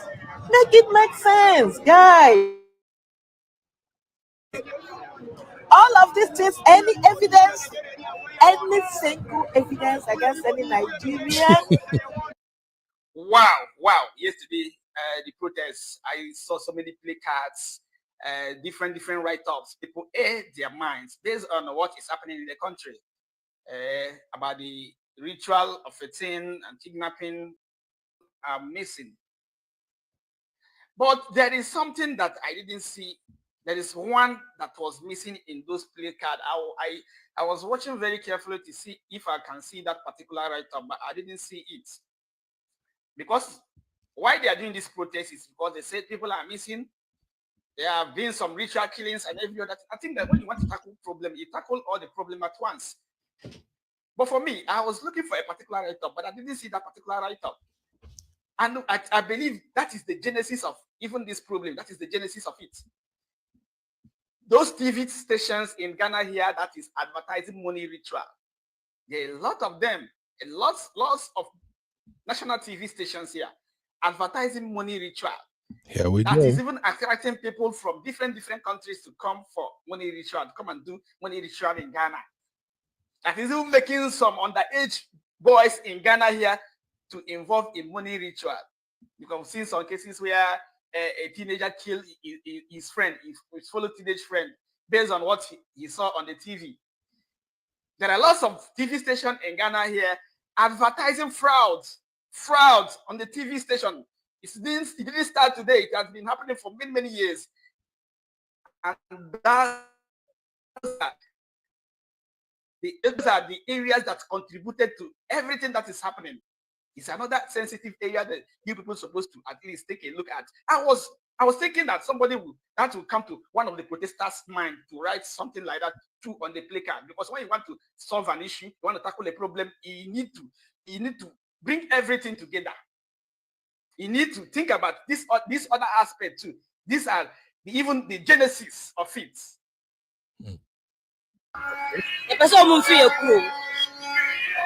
Not because we don't love them, but we want our peace and security to be intact.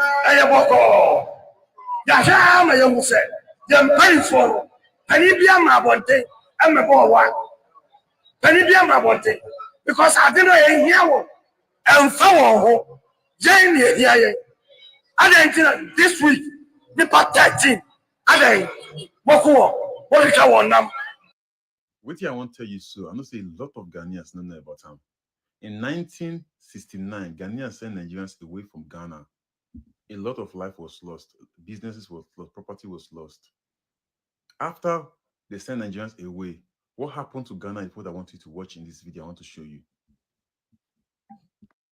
I want to take this opportunity to apologize to all my Nigerian brothers, both the state and the people of Nigeria, for I did not do justice when I was explaining about Nigeria Must Go, when I did explicitly explain everything that transpired when it comes to Ghana Must Go. So Nigeria Must Go, this is what actually happened. When history is being told, it must be told the right way. For we criticize the West for telling our history sadly for not explicitly explaining what transpired. This is what transpired in Nigeria Must Go. The entire Africa was one. When Kwame Nkrumah became the Prime Minister of Ghana, up to when he became president, he called on everyone who had money to come and invest in Ghana, that Ghana was open to the entire Africa and Ghana was open for business and they should come and invest.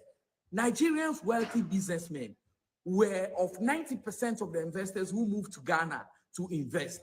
And the population of Nigerians in Ghana by then were up to 2 million Nigerians living in Ghana out of the 2.5 foreigners living in Ghana by then. But when Kwame Nkrumah was overthrown by Kotoka and the rest, then came Busia in power as prime minister. When Busia came, he was a staunch opposition to Kwame Nkrumah. He never liked Kwame Nkrumah and the policies. When he came, the very first thing he did was to dismantle Kwame Nkrumah's policy and brought in the Alien Compliance Order. When he brought in the Alien Compliance Order, this seek to sack every foreigner in Ghana. And he knew quite well that of all the foreigners in Ghana, Nigerians were 90% of them, and they were investors and businessmen. They invested in cocoa, invested in infrastructures, invested in all sorts of business, manufacturing, transportation, you name it. So when he passed this order and he gave them a deadline to leave, the Nigerians had no option but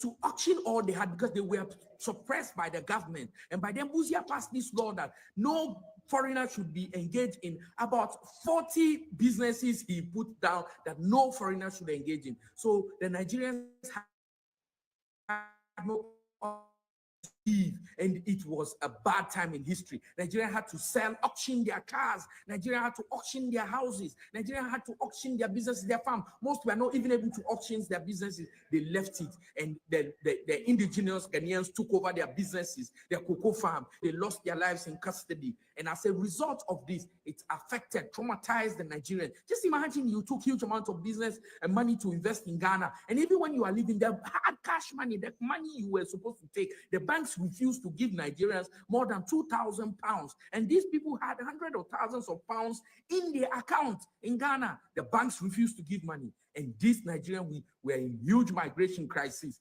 So as within that period, they were auctioning things in Ghana. Life was good because Ghanaians were rushing, buying Nigerian products as cheap as possible. Everything came down. The moment a Nigerian left, life became hell for Ghanaians. The crisis Ghana faced, the hardship, all the way to that of the farming period of Ghana started when Busia passed this alien compliance law. The effect on Ghana when the Nigerians moved out, cocoa price fell, okay? And also Ghana lost cocoa production from 50% of global production to 30% because the Nigerians were the one doing cocoa farming. The prices of goods, because the Nigerians were the ones who made it possible for the prices to be cheap. And when the Ghanaians were left to do businesses, they wanted to be rich as quick as possible and double the prices. And also transportation became a problem because most of the cars were owned by Nigerians. Nigerians had invested in transportation system. So this was the problem. And loss of jobs because the businesses and factories and cocoa business, the farming were operated by Nigerians who had employed people. These people had left. And Sorry, I just wanted to play from the original clip. All right, sorry for that. they lost their lives in custody. And as a result of this, it affected, traumatized the Nigerians. Just imagine you took huge amounts of business and money to invest in Ghana. And even when you are leaving, the hard cash money, the money you were supposed to take, the banks refused to give Nigerians more than 2,000 pounds. And these people had hundreds of thousands of pounds in their account in Ghana. The banks refused to give money. And this Nigerian, we were in huge migration crisis. So as this happened, within that period, they were auctioning things in Ghana. Life was good because Ghanaians were rushing, buying Nigerian products as cheap as possible. Everything came down. The moment a Nigerian left, life became hell for Ghanaians. The crisis Ghana faced, the hardship, all the way to that of the farming period of Ghana started when Busia passed this alien compliance law. The effect on Ghana when the Nigerians moved out, cocoa price fell. Okay, and also Ghana lost cocoa production from 50% of global production to 30% because the Nigerians were the one doing cocoa farming. The prices of goods doubled because the Nigerians were the ones who made it possible for the prices to be cheap. And when the Ghanaians were left to do businesses, they wanted to be rich as quick as possible and double the prices. And also transportation became a problem because most of the cars were owned by Nigerians. Nigerians had invested in transportation system. So this was a problem. And loss of jobs because the businesses and factories and cocoa business, the farming were operated by Nigerians who had employed people. These people had left and jobs were lost. Okay, businesses collapsed. Ghana was in disarray. This was the start of Ghana problem that finally led to Ghana having famine. We would come to that for a latter part. What was the negative effect on Nigeria? Nigerians died. Yes, people who were in detention because the government held lots of Nigerians, and so some of them died in detention. What again? Nigerians lost houses, lost cars, lost businesses, money. The banks could not allow Nigerians to take more than 2,000 pounds from the bank because they didn't want this money to go. And these Nigerians had hundreds of thousands of pounds in their banks in Ghana.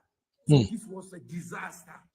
This was a problem. When the Nigerians returned, some were hoping to see back their loved ones, but they had only to be greeted by the news that they had died in Ghana. This was a bad thing.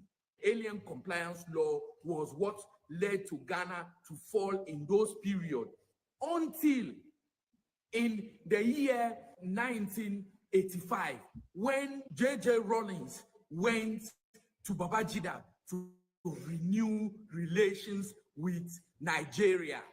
That was when Ghana and Nigeria saw peace. Within this period, there was nothing like peace. So J.J. Rawlings moved to Babangida to make peace. But even when J.J. Rawlings moved to Nigeria, things were worse. Things were terrible for Ghana. Not until when President Kufuor became president of Ghana, year 2001, Kufuor moved to Nigeria, went to Nigeria and pleaded to the then president of Nigeria, Obasanjo, in the words of President Kufuor, not me, that Obasanjo is a gift to the African continent. Why did President Kufuor say this? Because when the economy of Ghana was in shambles, Ghana went epic, meaning there was no money in Ghana. When Ghana was scattered, when the ones you call foreign donors, development partners, America, the Britain, you name it, all countries rejected Ghana. Nobody was there to come to the aid of Ghana. But Nigeria, and President Kufuor ran to Nigeria and laid down to Obasanjo. He didn't feel Obasanjo would help to say that, okay, we'll resume supply of gas to Ghana to supply electricity. Like the owner of the show, can I ask you a question? Not only ask Kufuor that Yeah, I just want this guy to finish. Ghana immediately, but also push the payments to almost 4 years back and also reduce the price for Ghana. And not only that, Obasanjo actually gave $30 million United States dollar to Ghana to buy cars for the police. I know that money was rejected by Obasanjo in Nigeria because Nigerians were blasting him as the president of Nigeria, but it is true. He helped Ghana. He assembled investors to come to Ghana to invest in Ghana. That is how come the infrastructure of Ghana today, housing, is at its peak. They're one of the best in Africa because the Nigerians came with their wealth, with their money to invest in Ghana. And Ghana is where it is today. And I will tell you, Nigeria has done a lot for Ghana. This I know most Nigerians don't know. That is how come President Kufuor, who ended saying that Obasanjo is a gift to Africa, named from 37 roundabouts, 37 to that of Achimota Forest as Obasanjo Highway in Ghana. This is as a result of the tremendous effort and help, aid from the people of Nigeria, from the government of Nigeria to Ghana to help boost Ghana's economy. This is history. We must not shy away from it. There is so much between Nigeria and Ghana. Why we must put asunder our fight, why we must put asunder blaming one another. Let me tell you, one of the reasons is Nigeria and Ghana started fighting for AU together with Sierra Leone. Sierra Leone brought this fire to Nigeria, brought it to Ghana. boiled Nigerians and Ghanaians, Nkrumah inclusive, the ITA Wallace Johnson and the rest, that you should fight for your independence and let's form Africa Union, which is, by then it was Organization of Africa Unity. Nkrumah championed it in Nigeria.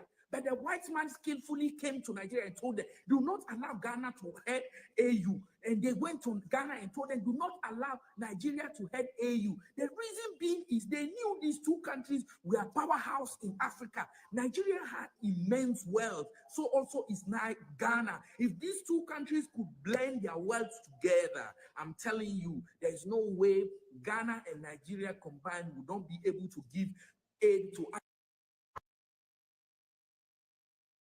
When I did explicitly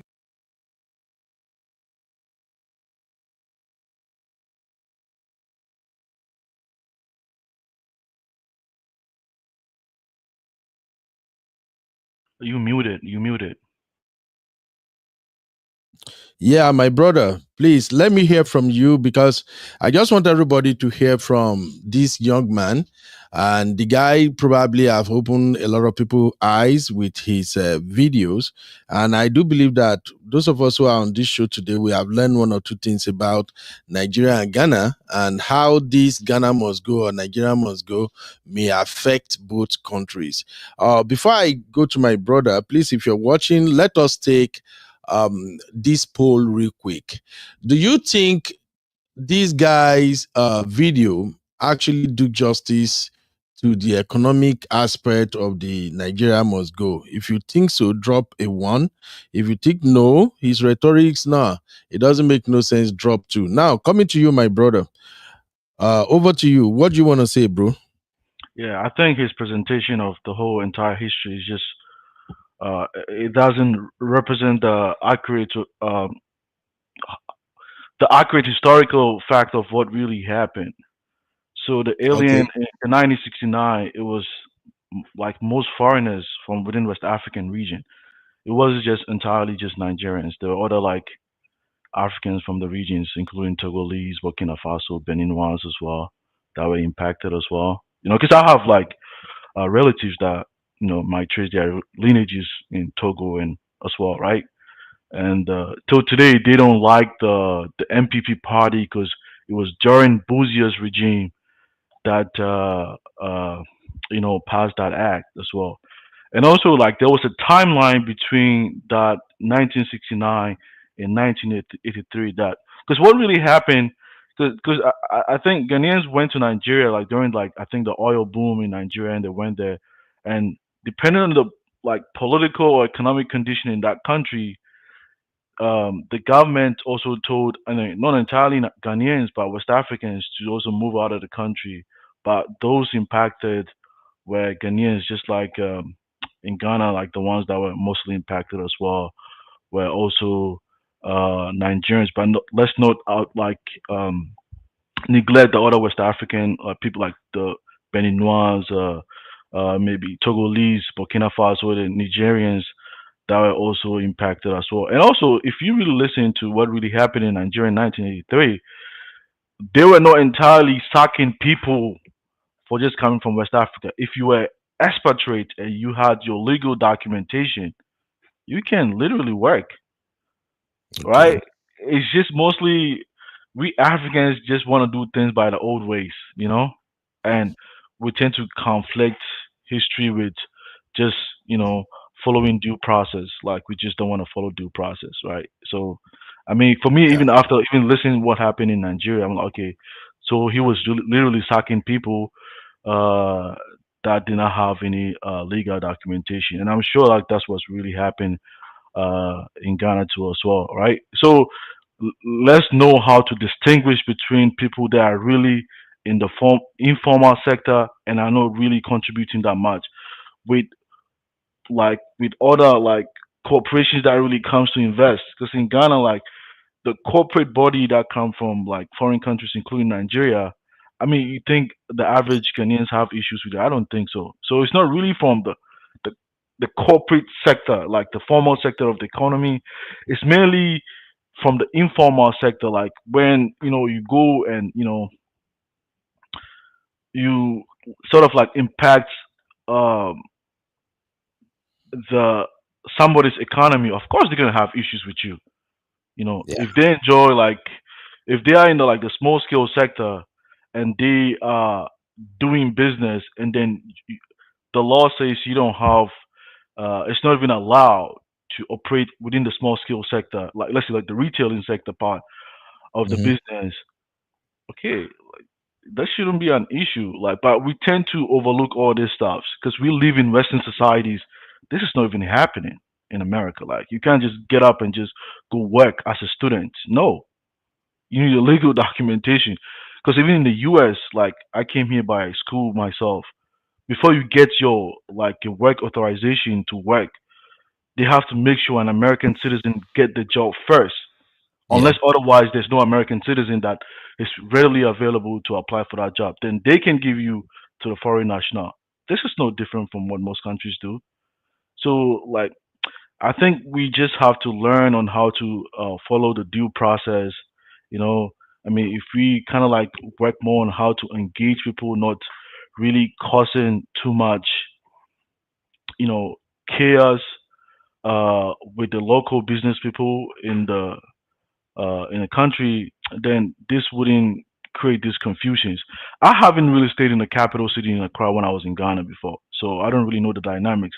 I stayed in Cove Town in the eastern regional part of Ghana, and I saw Nigerians that were working over there. The business people never had um, issues with them. They were not really that much over there, so it's kind of a little different as comparison to the capital city. So it's really hard to really, even me myself as a Ghanaian, it's really hard to give an insight of what's going in Accra. I You get got what I'm you, my saying? brother. It's really Yeah, I hard to got. really give an insight. Yeah. Yeah, So thank we you can very come. much. Okay. All right. We can. You're Yeah, welcome. thank you, my brother. I don't know how I can reach out to you. I have an American channel with almost close to 50,000 subscribers. So I do my American content over there. And I think this week I want to address some of the issues affecting Africans in America. So if Oh you're yeah. available, I think you and Rose, you can actually do justice on a show like that. Oh So, yeah. Yeah. Definitely. if you don't mind, yeah, if you Uh-huh. don't mind, you can send a message to me on the number on the screen right now. Then I can reach out to you and see if you are available just to be my co-host in some of those programs over there. Of course, our American audience, they are kind of fire for fire. So I usually take my time whenever I Oh want to yeah. do I've any been talk. on that. I've been on their channels before. I've been there, like done that. We've done a lot of justice with a lot of these FBA. So I'm used to them, but it's just like lately it's just too much toxicity when it comes to them. Like you can't really win. Yeah. Like yeah, and also for me, I've been in America, but I've never really stayed in major city in America before. So a lot of this whole chaos between Africans and I still don't know. I only just visited. I just been in Chicago, been in St. Louis, and then Yeah. because where I work is mostly in small towns in America. Where I went to college is mostly in small towns in America. And what I see on the internet, I'm like, damn, like I've not even experienced that. Like, so what the hell is going on? America is very Yeah. bad, and sometimes something can happen in the inner city. You think it's happening everywhere in America. So I think the same understanding should also apply in the context of African countries when we're dealing with stuff. Let's just not deal with emotions. Sometimes we have to apply our critical reasoning to it so we can, help to, navigate the whole situation. Because you guys are the ones telling the audience what to listen, how to react. So sometimes you got to be extremely careful, with the way you present Exactly. information, because they Exactly. just pick what you say and they run with the narrative. It starts from one person. You just make a narrative, and the person picks it and just run with it. Yeah. Same thing Thank happened you, with the brother. Igbo can. Yeah. Thank you, my brother. You You're really welcome. did great with the analysis. I'll be looking forward to hear from you so we can connect and we can do the shows over there on my American channel. Oh, I see Simbi asking, what about Simbi? Simbi, you honestly don't want to deal with American audience. Even me, when I'm hosting shows involving American topics, especially topics that have to do with Black Americans and Africans. Oh, you got to be very, very patient because they're going to show up and cuss you out. And if you are not taking your time, if you are not watching how you move, these folks can actually cause you a lot of trouble. So that's why I usually bring people who understand the American society to my American shows. All right. Thank you, my brother. I appreciate your time. God bless you. All right. As we are rounding up right now, ladies and gentlemen, let me move to... Okay, Sister Grace is still here. Sister Grace, do you have any final say? I just want us to advise both Ghanaians and Nigerians regarding what's going on. We had the history there from my brother on the screen now. You see all this Nigeria must go, Ghana must go. You know, go pay, you know, go favor anybody.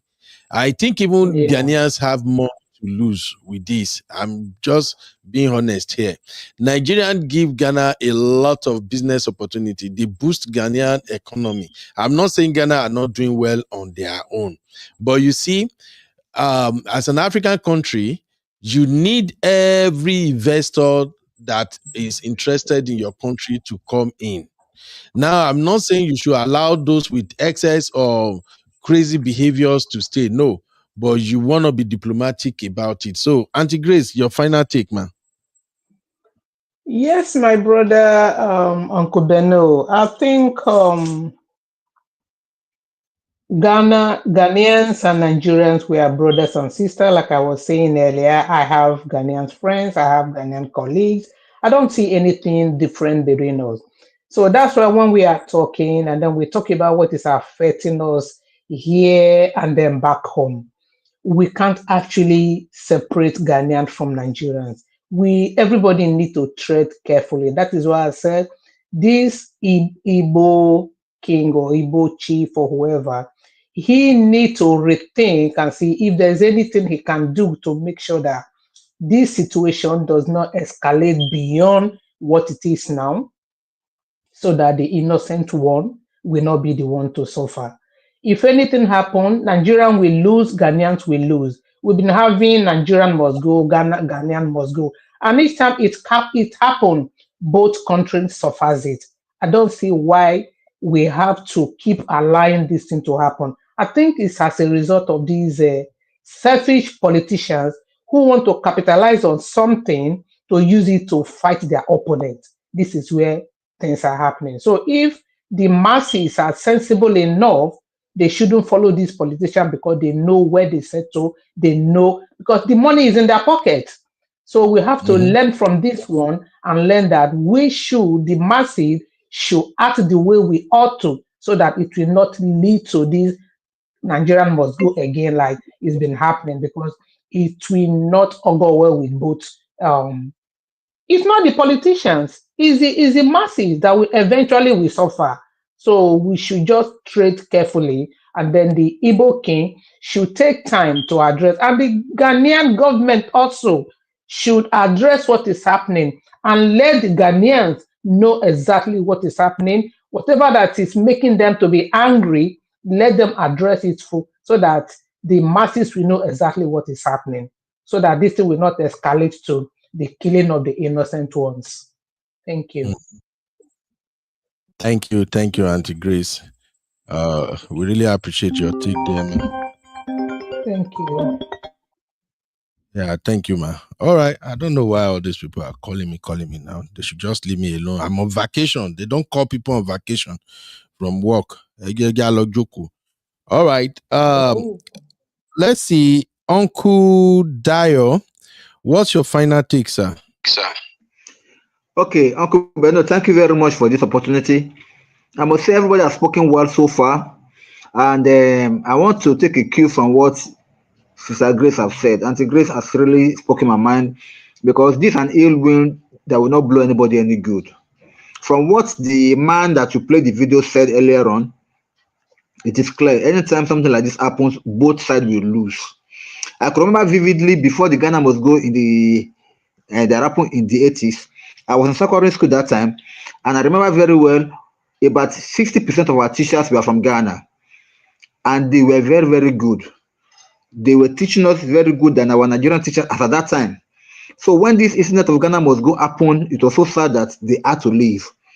So it is always painful anytime something like that happens. Nigeria must go, Ghana must go. It affects a lot of things. It really affected a lot of things during our own time as well.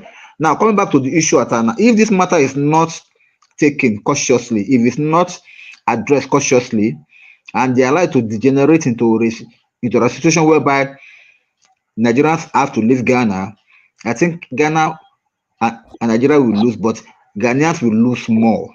Because presently, Nigeria is the biggest market in the whole of Africa, and Ghanaians products are being sold in Ghana, in Nigeria. That's why they're making their money. Many countries are producing in Ghana, but they're selling mostly into Nigeria because that's where the market is. So a lot of things will happen and then most of these companies that are producing in Ghana, remember, because of Nigerian electrical situation, many of Nigerian companies have relocated to Ghana to be producing over there. If they have to leave and come back, it will affect Ghanaian economy in a very, very dangerous way. I think they should not do that. I think, and then somebody was saying that it is the illegal ones that have been driven away. I said no. Well, I remember vividly the reason why we have ECOWAS passport is for freedom of movement between the West African countries, that you don't need to get visa to enter Ghana, or you don't need to get anything like a whatever before you can enter Nigeria, because they are trying to plan a kind of economic movement trade zone in West Africa. Yes, you must get visa on entry. I've been to Ghana a couple of times and they gave me visa on entry, and then when I leave also they stamp me out, which is also what they're doing for Nigerians. And then even here we do that for them also. The only thing there is that you need to get a work permit before you can work in Ghana, and then you need to get a residential permit before you can stay. All these things are still normal protocols, and I believe many people that are in Ghana today, they follow this same due process. Of course, that there are backdoors that people are getting into each other countries. We have Ghanaians that are here illegally, and we have Nigerians that are there illegally also.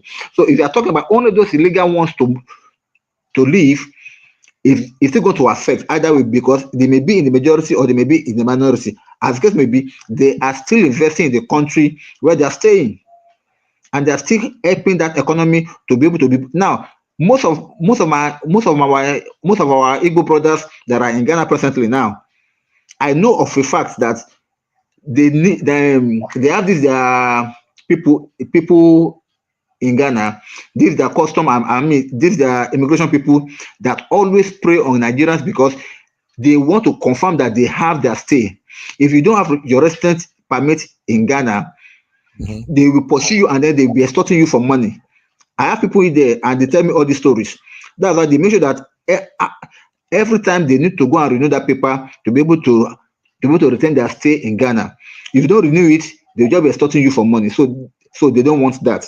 So all these things happen in both countries. So we have illegal immigrants and then we have the legal ones. However, I can bet you illegal ones are much more than those that are legal. So when you're asking Nigerians to leave or Ghana to leave, it will affect both countries negatively. So all that I'm praying for is that this matter should be resolved amicably, and everybody can maintain their status and they allow peace to reign. Thank you, sir. Thank you so much, Dayo. Mr. Dayo. Yeah, thank you very much.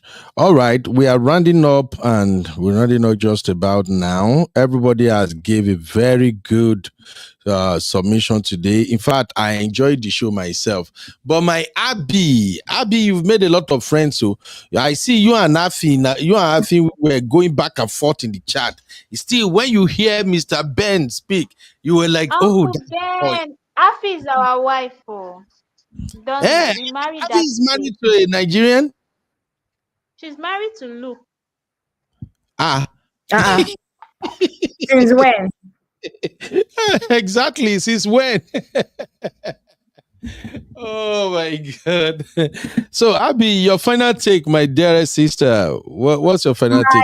My final take is that I think we need to approach this issue. We may need to, so it's a suggestion, right? It's not by force. We may need to approach this issue with glass half full rather than empty approach, right? And I think it's also important for the Ghanaians themselves to hold their own government immigration accountable.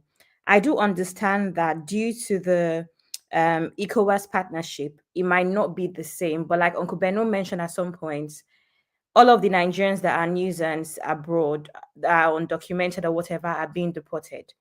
I think it is worth creating some sort of boundaries. Why are there that many Nigerians in the country? What are the benefits? What do they bring to the country? How long are they staying in the country? A Nigerian cannot just go to Ghana and just stay, right? They should be documented under the right circumstances. If you're having residence permits, I mean, I think those things should be worth looking at. Again, I understand it's very different from the US or America due to ECOWAS partnership, but I think that it might be best to hold immigration and the government accountable. Because like someone mentioned, there's no one of real relevance that's actually speaking about this. And you have to wonder why, because at the end of the day, whether we like it or not, there are also benefits, right? Which is another reason why I've been preaching for us to not generalize. I, for one, when I spoke, I did call Nigerians out. I said Nigerians are annoying. Nigerians annoy me. So I can imagine. But let's focus on things like economic and trade benefits, the investments, the energy support Nigeria offers to Ghana through the WAGP. Let's focus on even our culture and social integration. We have things like Nollywood, the music, all of these things add up. Because at the end of the day, on a global front, we're actually seen as the same. So that's all I'm going to say. Thank you, my lovely Abby. Thank you. All right, Abby, you better be ready. You know your brother is so free now, so you guys will be seeing show back to back to back. The reason I did this one earlier. Uncle Ben, Yes, you're free. Not tell CB that you are coming online. I was just shocked. I was like, what was going on? because this is politics. This is political roundtable, but I just feel like let me. Yeah, I don't want. I know women know they too like political show like that. Although I know a lot of. We are proving you wrong that we're here to learn regardless, and we're here to contribute regardless. Also, Uncle Ben, Right. I'm running on 3 hours of sleep. Do you know why? Why? Because of To Kill a Monkey. That's why. Oh, you've seen everything. I've seen everything. I'm running on 3 hours of sleep, and I'm going to bed now because I'm tired from last night. I went to bed at 7:30. I woke up at 7:30 because obviously I had work. So yeah, I finished To Kill a Monkey, guys. Finally. So you binge watched it. In fact, during this live stream, I took a nap at some point. That's how tired I am. Oh my God, Abby. All right, my people. See you later. Thank you, my fantastic sister. Abby doesn't laugh. Bye, my love. Abby, you tell me why Mr. Emeka is telling you everything he's doing, but it's not me. He told everybody that he's going to Turks and Caicos and he's going to be gone for 1 week. We should not miss him. That's what it's not me. Personally. It's general information. No. Simbi is jealous. Uncle Beno, CB wants to fight me because of Zaddy. CB, women support that will be going to Ghana very soon. Mr. Ben came onto the show. So, Mr. Ben. Yeah. So now you Simbi, put your yash for one place. You move from Uncle Emeka to Chucky. From Chucky, now you want to land with my Mr. Ben because of the voice. Women, what's wrong with women? Did you hear that voice? Please, did you hear that voice? Yeah, you. God, the Chucky is our original brown sugar bedroom voice. The original voice connoisseur. Okay, I want to make that clear, Mr. Ben. Okay, Abby, everything Mr. Ben said, I didn't hear a thing. I was just carried away. A nap at some point. Mr. Ben will be angry. I don't hear nothing. That voice. Anyway, justice for Chucky. That's what I'm gonna say. Our brown sugar. Catch you guys later. Bye. Bye.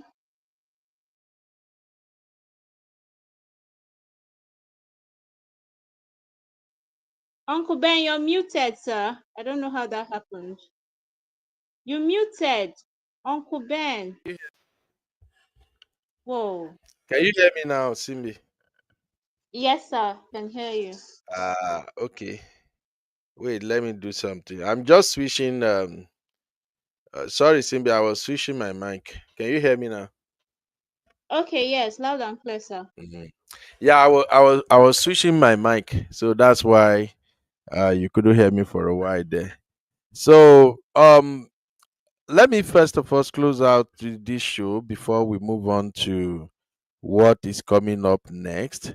Ladies and gentlemen, thank you for being part of today's conversation. Afi, Hannah, God bless you. We really enjoy your participation on today's show. And thank you for all the maturity, at least for contributing in the chat. I saw that one time you wanted to enter the studio, but your internet was kind of not strong enough to come in.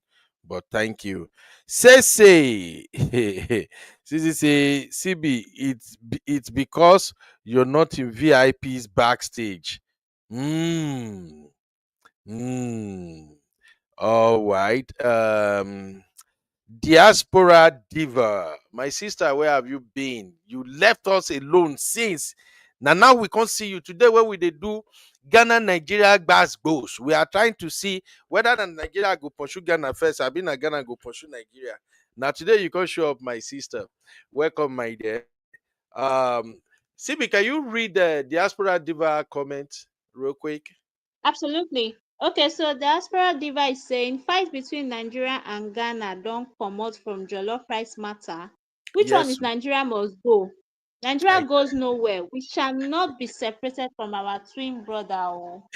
be me self I tire. I know say that our fight between Ghana Jollof and Nigeria Jollof, it can never end. And we love each other like that. We don't know all of a sudden it now comes to this. And that is why I want to give credit to my brother Zanga. Is it Zanga or Zongo? I forgot the name.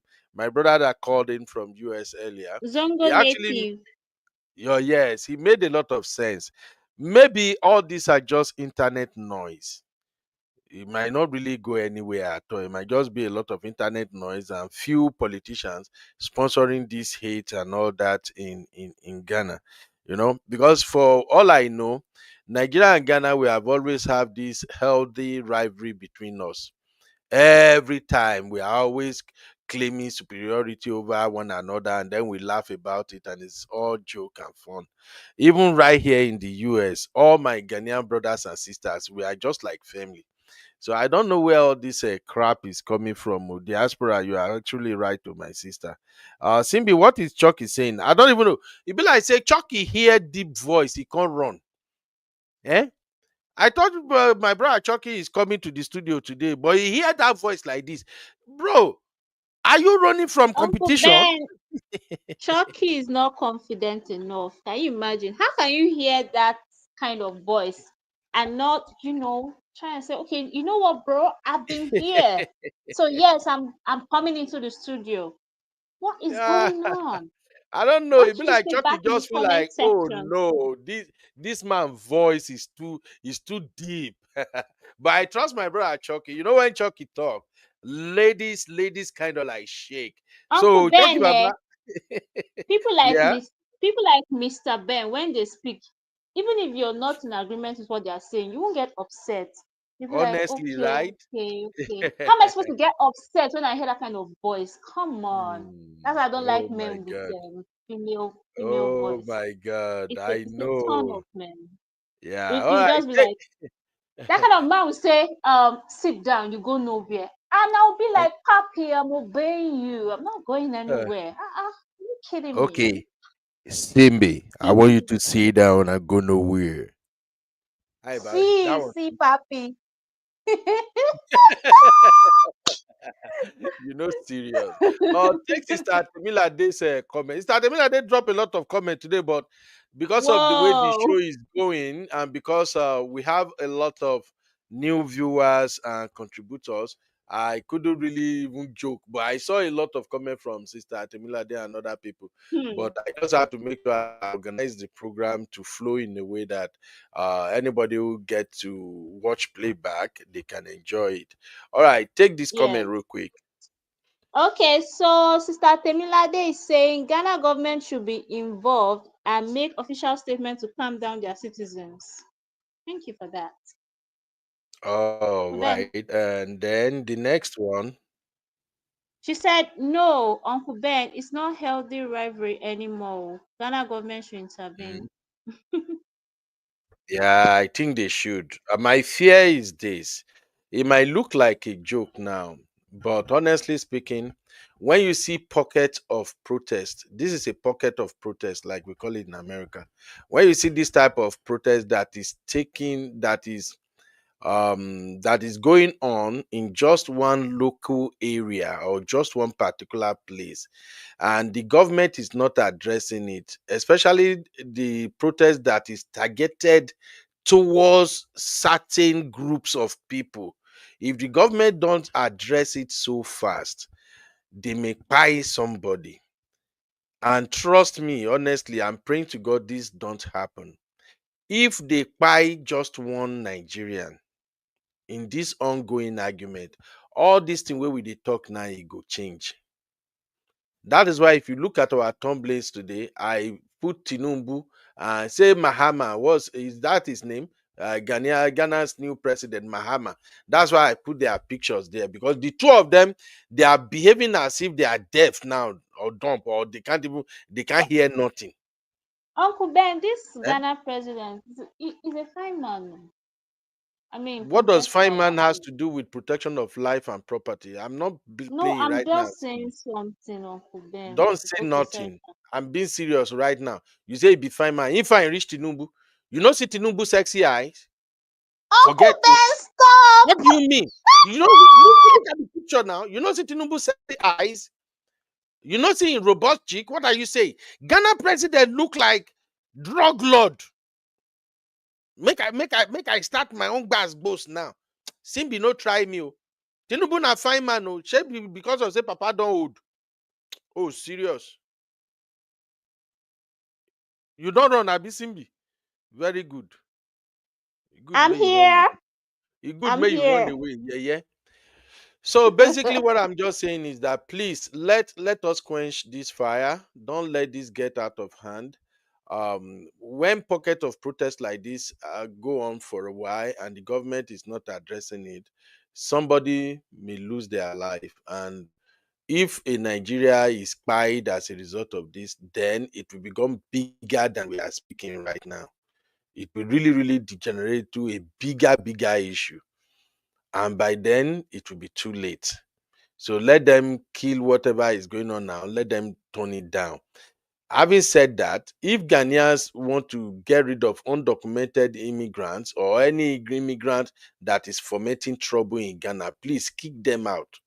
Put them on a bus and send them all the way back to Nigeria. Donald Trump is doing the same thing now. And he no send anybody, Papa. Even though everybody is complaining about what Donald Trump is doing, oh, Trump, but check. Show me one person that is well documented, adequately documented, and the person doesn't cause America any issue. No DV record, no arrest, no jail, nothing. And the person is being deported. Just show me one. I haven't seen neither. So let's call it what it is. If there are any Nigerians in Ghana that is moving against the law, that is fomenting trouble in Ghana, kick their ass out. Yes, I said it. By fire, by force. If you can't afford to put them in a plane back to Nigeria, put them inside bus or drive them to Bini border or Togo. Dump them there. Yes. But whatever you guys are doing in Ghana, make sure you protect Nigerian nationals. Those who are law-abiding citizens. Make sure none of these get closer or affect them in any way. Because we're trying to be reasonable now. But the moment a Nigerian lost his life as a result of this, that will change the entire narrative. You know, Ghanaians have been coming online now, saying whatever, saying everything, how they felt about what Nigerians are doing in their country. And many of us are supporting them. Me, I support them 247. Because I've always been one of those who are advocating for respecting indigenes. Yes, like that video I play, like that gentleman said, Nigerians, we travel a lot. And when we travel to all these countries, those of us who are seasoned, respectful Nigerians, when we go to these countries, we don't go there and disrespect them. I live here in Texas. Texas is primarily dominated by Mexican people. Before America bought the land and take over, yet we have a lot of Mexicans here. I don't disrespect anybody. Many Nigerians that I know here, they don't disrespect anybody. They just go to their work, do their bit, and come back home, make their money, and live good. So we can't do that. I'm against people going to other people's country and disrespecting them. I don't buy into that book crap. Because me as a Nigerian, if I live in Nigeria right now, even if I'm not living in Nigeria, if you come to Nigeria and you disrespect my people, I will call you out. I will come after you. So please, Ghana, chase away the bad eggs, but make sure you protect the law-abiding citizens. May this not get out of hand. And that is why today's show is titled Imminent Danger. Ghanaians and Nigerians playing with fire. May the fire no burn also. Okay? By the time once Nigerian lose his life, it's not going to be what we are saying now. I will come back here and I will do another show, and the narrative you will be hearing from me will change. It will no longer be about the Igbo Kingo. By then, we will be talking about genocide, xenophobia, and the likes. By then, that cord that still hold us together, it go break. So please, let's not do that. So my fellow Ghanaians, those who can call the ones that are misbehaving in Ghana out, please call them out. Okay? It's just like what my brother Zenga Native was saying earlier. For the past 2 weeks, there is this thing about it's Foundational Black Americans, FBA. I hear some of them on TikTok ranting, saying, let's boycott Africa. Let's boycott Africans. They don't patronize these Africans. They say they're better than us. They claim they know better than us. I saw it and I was looking, and as I was scrolling through, I saw other videos of responsible, intelligent Black Americans addressing the issue. And they were calling fellow Black Americans out. They were telling them, what is wrong with you folks? You want to boycott Africans. You are making this a we against them issue. Have you looked yourself in the mirror? How did African affect you? So that's what I'm expecting my fellow Ghanaian brothers and sisters to do. Call out the people who are trying to ferment trouble with this Nigeria must go thing. Because if Nigeria leaves, those Nigerians that we believe in, they go suffer because they will lose money, they will lose so many things. But trust me, you, the Ghanaians, you will lose more. Nigeria has been going through a whole lot of BS now since Buhari regime. And now we are 2 years into Tinubu regime, making 10 years. We have been going from one economic downturn to another. And guess where a lot of Nigerians, guess where they are investing their money? Ghana. In case you don't know, many Nigerians are buying properties in Ghana now, building houses in Ghana. They are even relocating their businesses to Ghana. So for those who don't know, when you say Nigeria must go,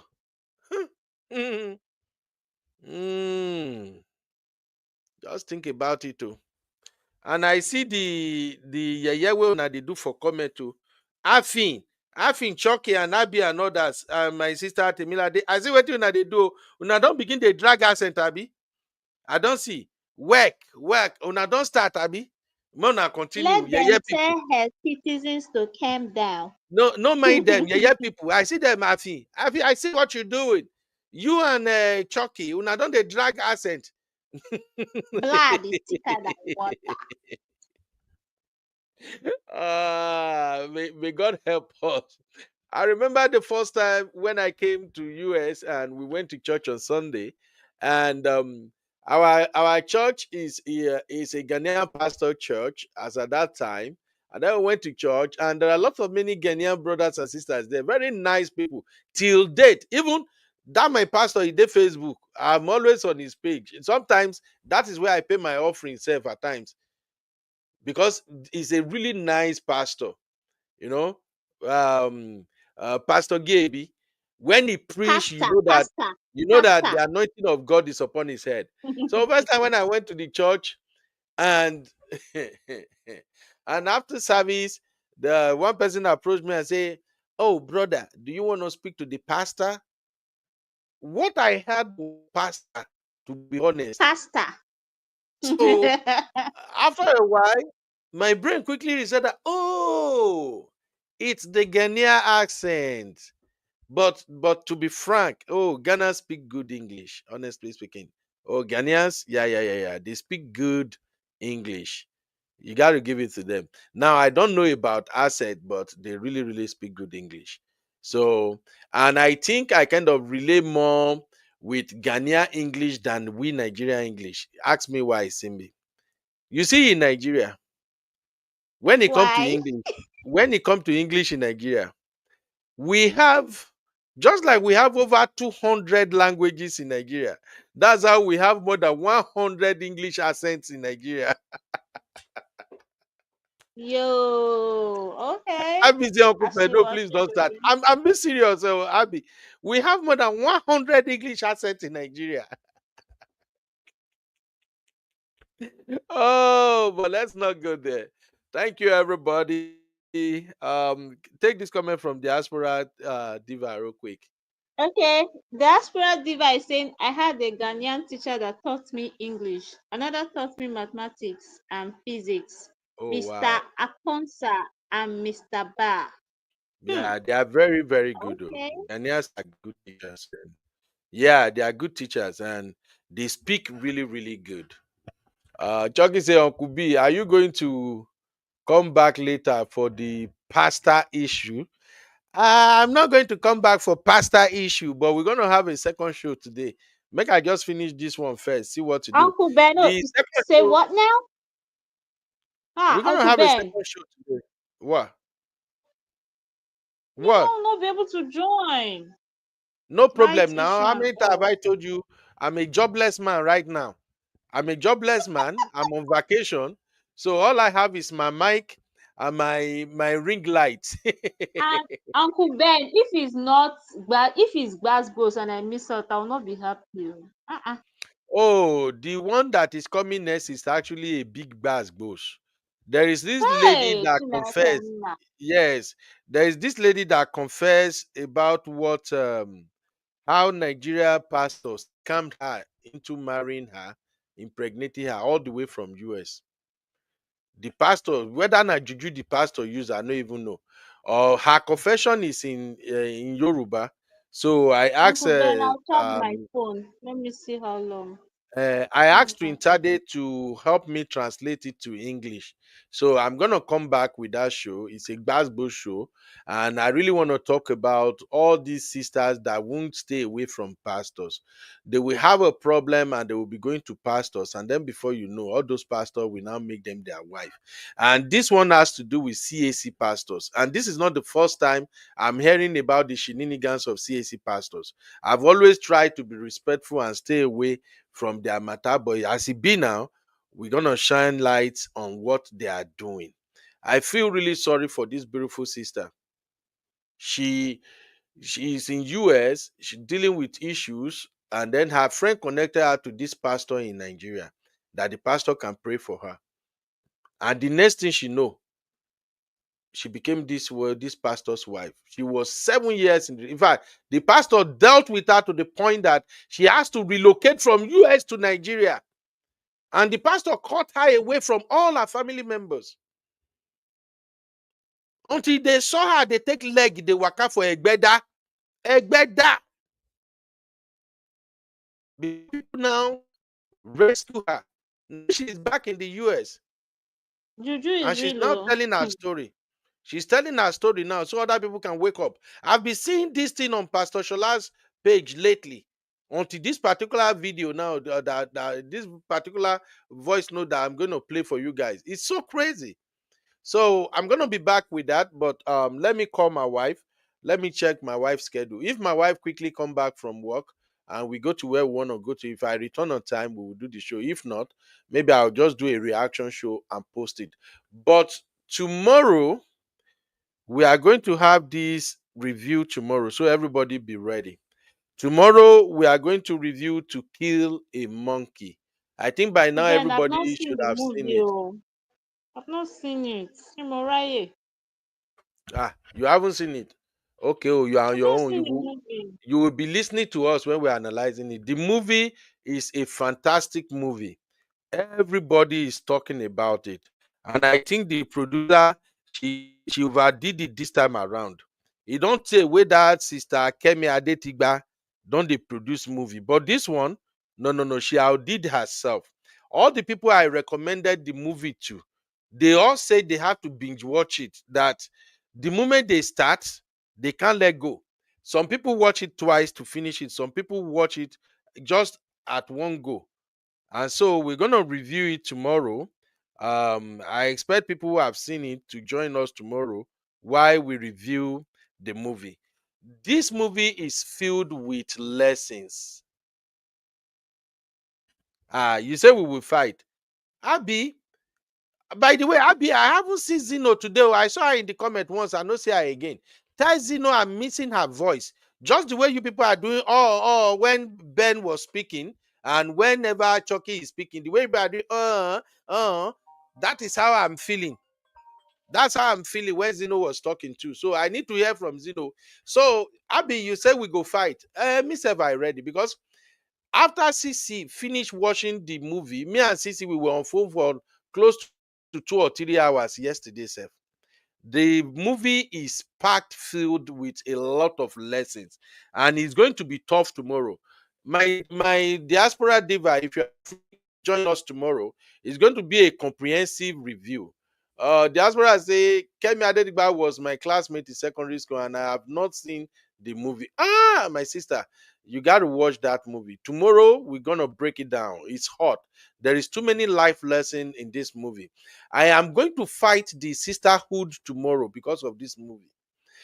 Sisterhood push a brother to go make money by fire by force. The brother make money finish. Sisterhood became one of the enemy. So Abby, if you say you won't fight, they come tomorrow. I'm here for you. You hear me? We're going to talk about all the betrayers in this movie. Everybody that have seen it, they are all saying, wow, I can relate. We'll talk about all the betrayers and we'll talk about the lessons. It is still in this movie that I'm going to call sisterhood out tomorrow. Because there is a lady in this movie that is aiding and abetting her husband to cheat. And when somebody call her out that, what are you doing about your husband cheating? This lady literally went from 0 to 100. And she was even defending her husband. After everything, he always come back home to me. So I'm giving you people expo what we're going to talk about tomorrow. All right? We're going to talk about all that tomorrow. Also, in this same movie, we're going to talk about dealing with trauma. What can happen if you do not deal with the traumas in your life?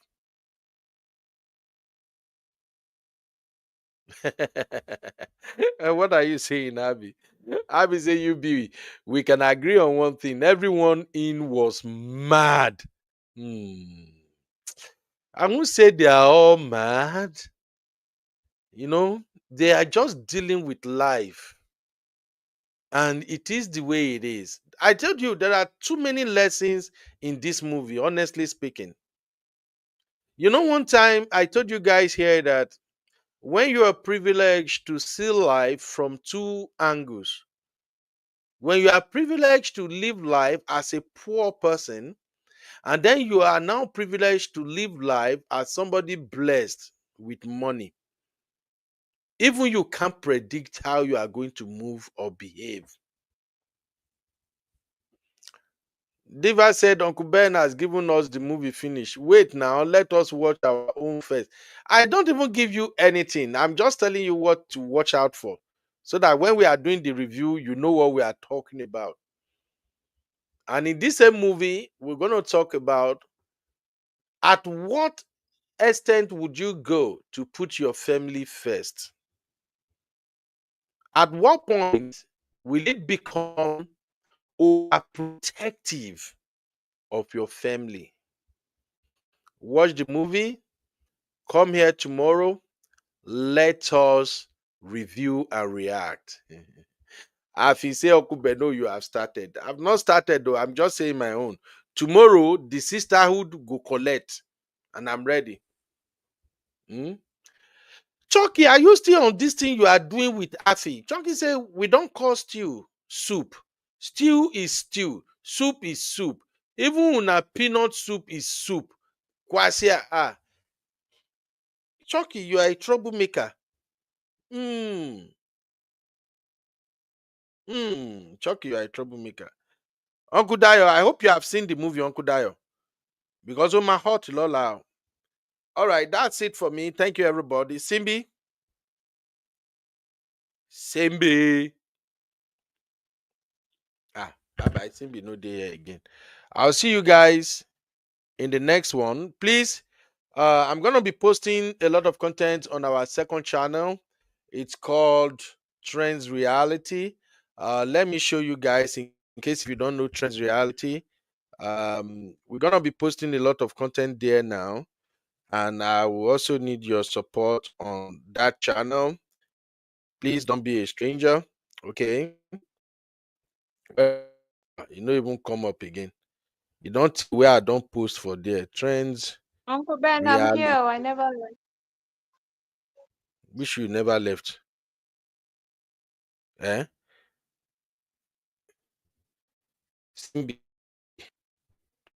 Sir, I'm here. I never left. I know they hear you. I just they see you, they show up every now and then. Why is my channel not coming up? I be YouTube don't go delete my channel because I no post. No, it's not possible. I never post there Maybe for like Uncle Ben, maybe it's your YouTube. YouTube was showing me Shege on Saturday. And they no that started one are acting your earlier this morning. no that one are your Nigeria this thing. No be me. I see you when you were Say talking what about that it. It's Uncle because Ben. it's no, it's Uncle because Ben, in don't. Nigeria, you guys always do cheap things. In Nigeria, you people will say, "Oh, Hey, you will say I download YouTube Lite, I download TikTok Lite." I've never no, heard crazy I'm thing not like that using before. YouTube Lite though. But you know, say when I get YouTube came something with like my that in phone Nigeria, now. Sha. Sure, you agree? Say when I get something like Yes, that we in have Nigeria. TikTok Lite. Ehen. Yes, we have I've heard Facebook people say, Lite. "Oh, I'm using YouTube Mm-hmm. Lite. I have TikTok Lite." I know they hear all those madness app for yeah. Nigeria, everything now una the boycott. Now this same Nigeria now una go get. Oh, do you have Netflix Lite? When you hear all those Uncle Ben, those are stupid app all those developed lights, by Nigerians. it consumes less data. You understand? It consumes less data. That's why people are going after it. Facebook Live, TikTok Live, all the lights. I hear you. I hear you. Sister Grace. It's like I say, you be enjoy your vacation and please spend some time with your wife. Actually, now my wife, you go back, make you spend some time with me. Actually, I'm supposed to start my vacation this week, but I took my vacation off since last week so that I could just get time, rest, and everything. We are not even busy until I think we'll start getting busy until Thursday. Even now, madam don't go work. That's why they wait make she come now. When she come, we'll begin go do our waka waka again. Me, I like soft life, just like Cece. So I nearly took like extra days off. I think I took like 4. Is it 4? Yeah, 4 extra days off before now, so that I can just sleep, wake up, go to the gym, and eat good. At least now, I mean, they make my own pounded yam. I mean, they carry soup for pot now. Eat as I want. Oh my God. All right. All right. Thank you, everybody. So please, I'm going to be posting stuff too. This is our channel. In case you don't know, Trends Reality is my American channel. And we have a lot of fantastic content there. Mostly political reaction videos and major issues. But on that channel, I focus more on American content rather than Nigerian content. So, in case if you see me on Trends Reality and you hear me, they speak like Americans, don't worry, you go still hear my own do accent too. All right, so make una no worry. But this is where I do mostly American content. Right now, the channel has 48,200 subscribers. I'm a bad YouTuber, and the last time I post on this channel, when safe, yeah, God help me. God help me. Oh, when was the last time I put on this channel? All the video I did here, they read 6 months ago, 6 months ago. It don't really reach like that. Jesus. It don't reach like that.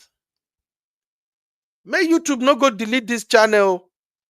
Hey, I blame Refram that. Now Refram made me know they go my American channel again. Jesus. I beg, make I come here. May I create one content, quick post. May YouTube no go delete my channel. Simbi, bye. See you later. Do whatever you want to do, but stop chasing deep voice, okay? Bye, mama. Bye, sir. All right. Yeah, girl. Bye, everybody. Chucky, Abby, go sleep. Abby, go sleep. May you catch enough rest before we go begin basketballs tomorrow. Okay? Again, to my Ghanaian brothers and sisters, if we now continue to fight us, now the song where I go play for now be this. Kasongo ye Mombari nanga Kasongo mbona wewo Songa libala Ugo ye Kasongo mbona wewo Mombari nanga